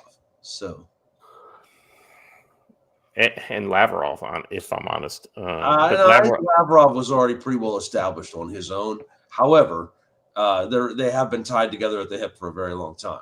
Yeah, they've been together for 30 years now. They're a married couple. And I'm just going to say this, though. There's not another foreign secretary or secretary of state in the world that can keep up with Lavrov on a world stage. And that's not because he's the foreign minister of Russia. It's because he is the best statesman among them. Yeah, I think that's a legitimate. All right, let's read the story. Iran's defense minister Aziz Nasrallah said on Nasrallah said on Sunday that Tehran would strike back if the United States or Israel attacked. Nasrallah's comments came after Israeli Prime Minister Benjamin Netanyahu vowed to retaliate against Iran for the Tehran-backed Houthi group firing a missile that landed near Israel's main airport. If this war is initiated by the U.S. or the Zionist regime, Iran will target their interests, bases, and forces wherever they may be and whenever deemed necessary. Attacks by the Houthis emanate from Iran. Israel will respond to the Houthi attack against our main airport and at a time and place of our choosing to the Iranian terror measures. Now, we know for a fact that they will do this because they've done it in the past. They killed U.S. service members with ballistic missile attacks against U.S. bases in Iraq during the Biden administration, and those were shockingly accurate missile strikes that we saw from those, pinpoint targeting several of the key buildings on the base. I can't remember exactly where that was. I think it was in Erbil. No, I think it was Ali Salim. It was. I can't remember where it is. Anyway, and so this is something they've done before. I mean, Peter, this is the kind of thing that it's not an idle threat, but this is not the Biden administration. Yes. For Pete, for you to yeah, comment. So I was unmuted. Yeah. I mean, yeah, it's I'm trying to think. The who was just fired by Trump? Well, so Mike was it Mike? Waltz, Mike like was that? it Mike Waltz? Yeah, he was removed from the national security position and moved over to the UN ambassadorship. I think that's a demotion, but I mean, hey. Well, and according to it was because he was having back channel communications with Netanyahu in Israel, wasn't it? Yeah, I didn't hear the exact reason on why that happened. That was the reasoning that came out for that. This isn't the Trump administration, but at the same time, this isn't the Biden administration, and Trump will, send missiles or do whatever to address the Houthi rebels there in Yemen. But but what else can be done that, like, just thinking outside the box, like what else can be done that hasn't already been done, that won't continue to deplete our reserves? I mean, that's a fair point. You guys want to respond before, and that's really what it boils down to, right? Sadly, it's a cost benefit analysis. Like, it's called Operation Prosperity Garden, and it's still ongoing. Yeah. Well, it's a total failure, is what it is. Operation Prosperity failure. Let's see. Yemen's Iran-backed Houthis launched a missile on Sunday that landed near Ben Gurion Airport, the latest in a string of attacks, saying they were acting in solidarity with Palestinians in Gaza. Attacks by the Houthis emanate from Iran. Israel will respond to the Houthi attack against our main airport and at a time and place of our choosing to the Iranian terror masters. And Pete Hegseth said something very similar I think it was at the end of last week. And more so because they have continued to, enable the Houthis to attack U.S. forces in the region. Iran says it has no hostility towards neighboring countries. Oh, yeah, right. Mm-hmm. That's actually pretty rich if you think about it. And so they unveiled a new on Sunday a new solid fuel ballistic missile called the Qasim Basir, which has a range of 750 miles. So, guys, I mean, Iran's responding, right? So what happens when they get attacked in a way that is unattributable and they don't know exactly who blew them up? I mean, it's clearly the Mossad. This is Mossad Monday, so I would be loath not to mention. Well, let me let me know when pagers start going off. Yeah, amen, brother. If you're a pager supplier in Iran, you might want to get your affairs in order. Right. All right. Let's see. Going on to the next one. So on that note, that they're going to respond if they get attacked. Massive fire, a factory explosion reported in Mashhad. An explosion shook the city of Mashhad in northeastern Iran. The circumstances, which are still unknown. A loud explosion shook the city at Sunday around noon, according to local reports. This is the second incident after reports Saturday of an explosion in the same area. Circumstances of the incidents are unknown, according to the local news site. An explosion is a large warehouse covering an area of about 4,000 square meters that was severely damaged in the resulting fire.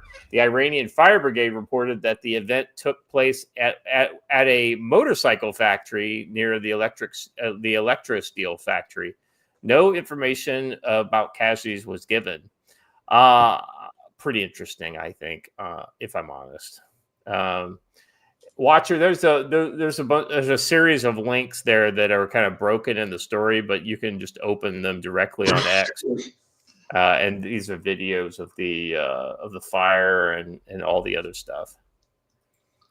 So we can share this. Joe, if bad things are happening in your country and you can't explain it, it's probably not an accident. It's probably not, especially when you have an economy and a societal situation like you have in Iran. Everything is centrally secured. They are hypersensitive about security, and there's a lot of things going on that are tightened down, and you don't have as much freedom of movement. For something like this to happen, it's most likely not an industrial accident. If it was one that had happened in the last 7 days, I would buy that story. But there have been 3 major explosions throughout Iran, all in strategic areas of production. And you might think, well, a motorcycle plant is not a strategic area of production. It is in an economy like Iran. There is almost no leisure motorcycle riding in Iran. They are almost exclusively owned by the government, the military, and the police. So very interesting. The other thing, it says next to the electro steel plant. So me thinks that could be this is the kind of plant that would be very easily be a dual use kind of. Absolutely. They not only are they making motorcycle engines, but they're also making drone engines. Right. That type of thing. Very similar engine type, right? Yeah. So it was definitely a strategic asset that was destroyed. Strategic assets are usually better well protected, both from a law enforcement perspective, but also an industrial security perspective. They would have better fire and safety standards than the average plant. So something happened here out of the norm, and the odds of an accident are almost zero. They're not zero, but almost zero. Yeah, not zero, but almost zero. This is so you can see the size of this fire. It's not small. And then so we also had that. What was it? Solid rocket fuel in a port facility. That was a week and a half ago. Yep, that's what started it. The explosion at Bandar Abbas, and I pointed out when that happened that the security company that secured that particular area may very well have links to Israel. Through some shadowy cutouts that are known to be Mossad types, and then the other plant I believe was something an electronics plant. I'm not positive, but I think so.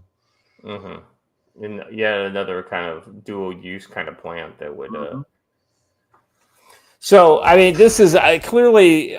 So we've known for a long time that the Israelis have absolutely penetrated. Iranian security infrastructure. This is what happens when you have a fairly unpopular regime. You have a lot of people who are willing to stab them in the back and don't have any particular loyalty to a regime that they think is illegitimate. Joe, this is the kind of thing, like when you have an authoritarian regime, this is exactly the kind of situation you would expect. People within your population that are willing to work with them. Right. Joe's like, sorry, I'm actually commenting in the chat about what you said.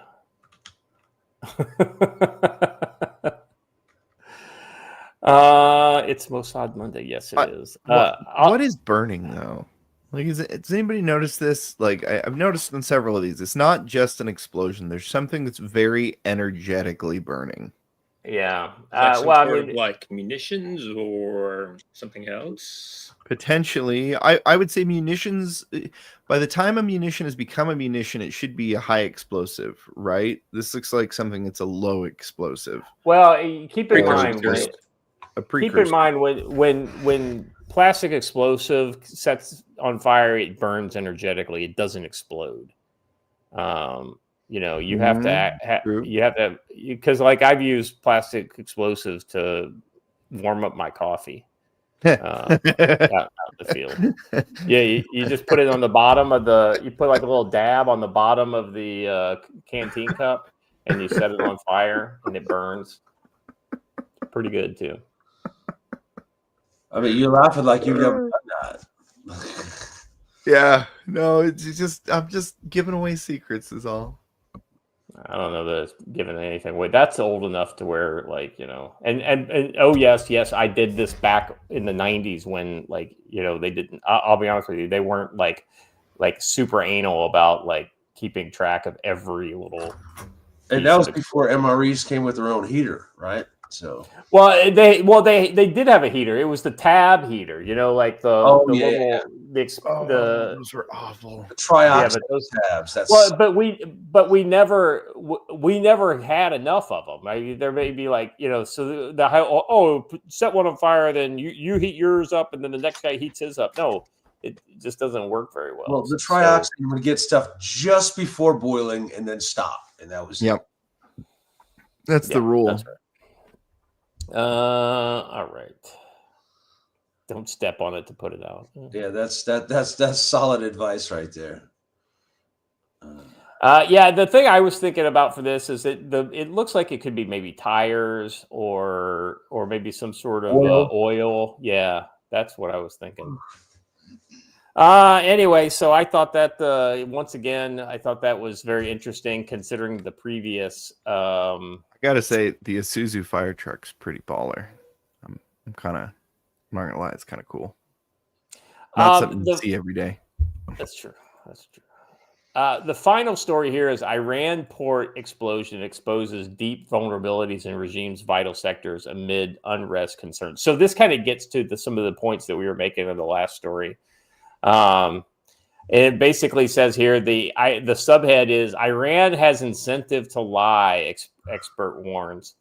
So the massive explosion that rocked Iran's Shahid Raji port on southern coastal town of Bandar Abbas was exposed the deep vulnerabilities of the Islamic Republic's vital sectors as it concerns over internal unrest. Iranian authorities this week have faced mounting accusations of negligence and an attempt to cover up death toll figures and strong suspicion that it was using a civilian port to import explosive materials for the military. But what remains largely unknown is the extent of the damage and the economic impact of how it will directly affect Iranians already discontent with the Iranian regime.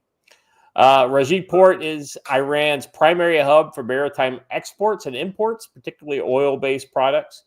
Let's see. The southern port accounts for 52% of Tehran's oil trade, 77% of its industrial metals, and 85% of all container shipments. Let's see. At this stage, there's no credible damage assessment, noting all the guesses at this point about the extent of the damage were speculation based on images of the damage in the containers and the administrative building at the port. Just 2 days after explosion, Tehran claimed the port operations have returned to normal. Bullshit. Iran says the explosion killed 70, but some sources estimate the total could be closer to 250. Drone footage of the port shows substantial damage, including the destruction of nearby administrative buildings and a crater that was left by the explosion. A clearer picture should emerge in the coming weeks. It's unlikely that the port is back to normal operations and full capacity given the damage to the administrative buildings and the infrastructure. The fact that hundreds of people working at the port are unfortunately dead, missing, or injured. The regime has the incentive to lie as it wants to show it is in control of the situation, but a lot of sources inside Iran in the business community differ.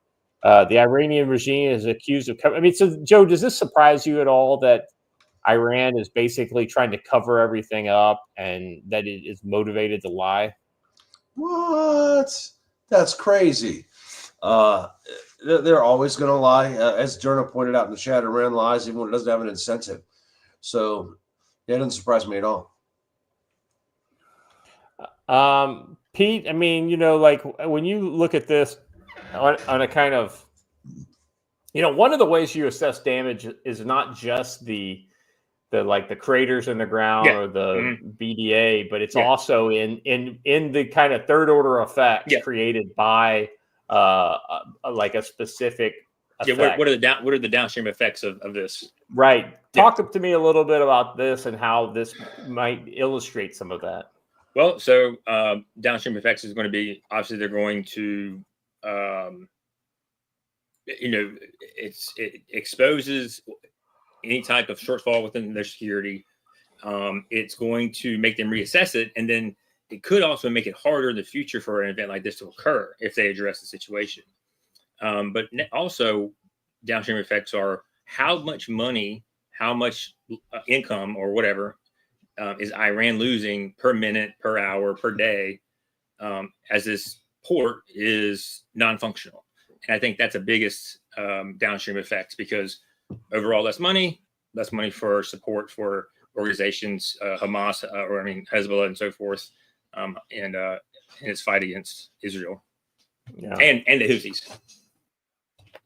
Well, I think you know, this is going to absolutely affect them. You know, this will have a direct effect to their net economic output, but it may also, especially if this is, so we have no idea exactly what was hit. If this is something like a rocket fuel shipment bound for Houthi rebels, this could be a very like subtle way of us telling them we know exactly what you're doing and where you're doing it and how you're doing it. And it could very well be a joint U.S. Israeli kind of operation to make this effect occur. You know, and especially if they're able to kind of like track it down to the container that kind of went off, or to the truck shipment that was bringing stuff in or whatever, then that could very easily show like, oh, that was literally the trucks that we were bringing that rocket fuel in on that was bound for the Houthis. So that doesn't just accidentally go up. Yeah. What's that? Attribution. Yeah. Yeah. It's non-attributable. Yeah. Clandestine versus covert. Yes. Right. Using big fancy words. I know. That's why I got a master's degree for, so I could say those words and not sound pretentious. No, you still sound pretentious. Oh, thank you, Joe. I'm just kidding. I think I use big words better than most people who use big words, you know. Only a pretentious person would say that. That's true. Gentlemen, that's all I've got for today. Right at 2 hours and 3 minutes, so pretty close to the time of record for the show. Let's go around the horn and kind of look to the week and see what we think may happen. Joe, what do you got on your crystal ball? About 1 hour ago, the defense rested in the defense of, or in the case of Officer Schur in Grand Rapids, Michigan. So I would stand by for some sort of unrest. Interestingly, there was a tweet put out about one of the jurors wanted to ask the officer a question, which is not something that's allowed in a trial. But her question was, does he take his wife at her word when she says something is missing in the house? Her meaning is, do you respond to a call based upon the information you got? Yeah, that's how it works. So I think that juror should be removed. It tells me that the jury is already tainted. This officer should be found not guilty. Watcher and I did a whole analysis of this case. You can find it on my YouTube channel. It's the first video we ever did on it. But I'm pretty sure he's going to be found not guilty. And when he does, there will be some legit rioting in Grand Rapids, Michigan. So pay attention for that. And the left will take it up as a George Floyd-like case. What? Never, especially because the kid's an immigrant, by the way. Let's not forget that. So watch Grand Rapids, I guess is what I'll say. Yeah. Pete. Big thing I'm going to be looking for is the new directive or memo that came out from acquisitions within the DoD, pretty much cutting to the bone or eliminating certain projects, and then shifting that money over to the Navy and Air Force. And what is that going to do to the Army, specifically the Army, all components? So the active duty, National Guard, and the reserves. What does the administration view their role going into the future? Yeah, I think there's some interesting kind of stuff in the air about how they're going to consolidate commands and eliminate general officer staffs and general officers. That was my favorite line. That was that memo. But yeah, actually, there's a guy we connect and we talk about these ideas. He's actually in Army acquisition, and he kind of gives me an idea about what's going on. And it'd be great if we get him on the show, but he's just a little shy because he's still employed by Army acquisitions. Yeah, well, I mean, it's I don't blame people. No, that. So I'm a conduit. So he tells me something, I ask him if I can repeat it, and so forth. Yeah, so that should be interesting. I'll be honest. I think that'll put us in a better shape over the long term, but I think there'll be some kind of instantiations of. Oh, did I use another big word? I'm sorry. I just kind of used. Well, his consensus. Sound pretentious. His consensus and kind of what I see it as is that they're setting the stage for the United States being a much more regional power, especially when it comes to the Army. Yeah. So yeah. I did not catch this. Kaiser John over on Rumble dropped a 20 bomb. Thank you, brother. That is not cheap. Stay frosty, gents. We always do. We always do. All right. Watcher, what's in your crystal ball? I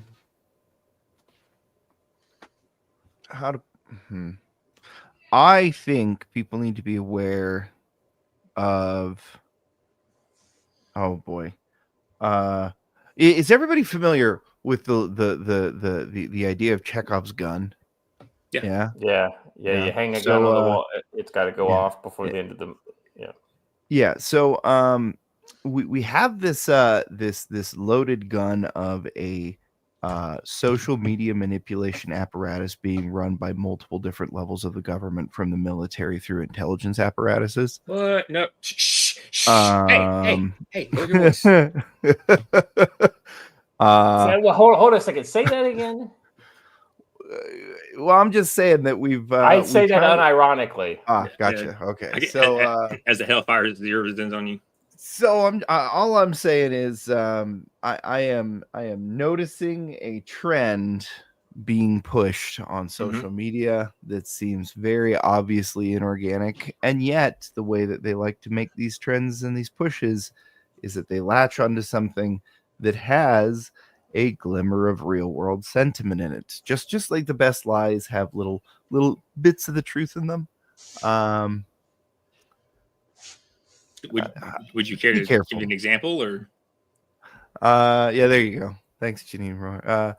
I honestly, I think the best way to have done this would have been to have used the Whitest Kids You Know race war skit, because it's so funny if you haven't ever seen it. But yeah, I wouldn't be surprised if both campaign cycles were heavily seeded by donations and funding from, shall we say, non-genuine entities. I think that the next stage in that you need to look for is they're going to go after whoever is the payment processor for Give, Send, Go, and they're going to force them to shut down probably one campaign and not the other. Well, what's interesting is I think that Give, Send, Go has already kind of got their payment processor piece taken care of. We'll see. I hope, but I've been seeing some rumors that that is not the case. That they just latched into and networked into someone else and were given more autonomy because of volume but that might be coming to an end. Well, we'll see. That's an interesting one to look at. I think we're in a better shape when it comes to internet censorship than we were, say, a year ago, and things didn't get shut down a year ago. So hopefully, we'll see this continue to get better, not worse. So, gentlemen, that's. For me, I don't really see anything that I can put my finger on for this week. I would say that Russia finally weighed in on the India-Pakistan deal after it was over. Essentially, I think that was it's kind of a safe way for them to do it. I think that also indicates that it's definitely over. That being said, I really wanted my second son.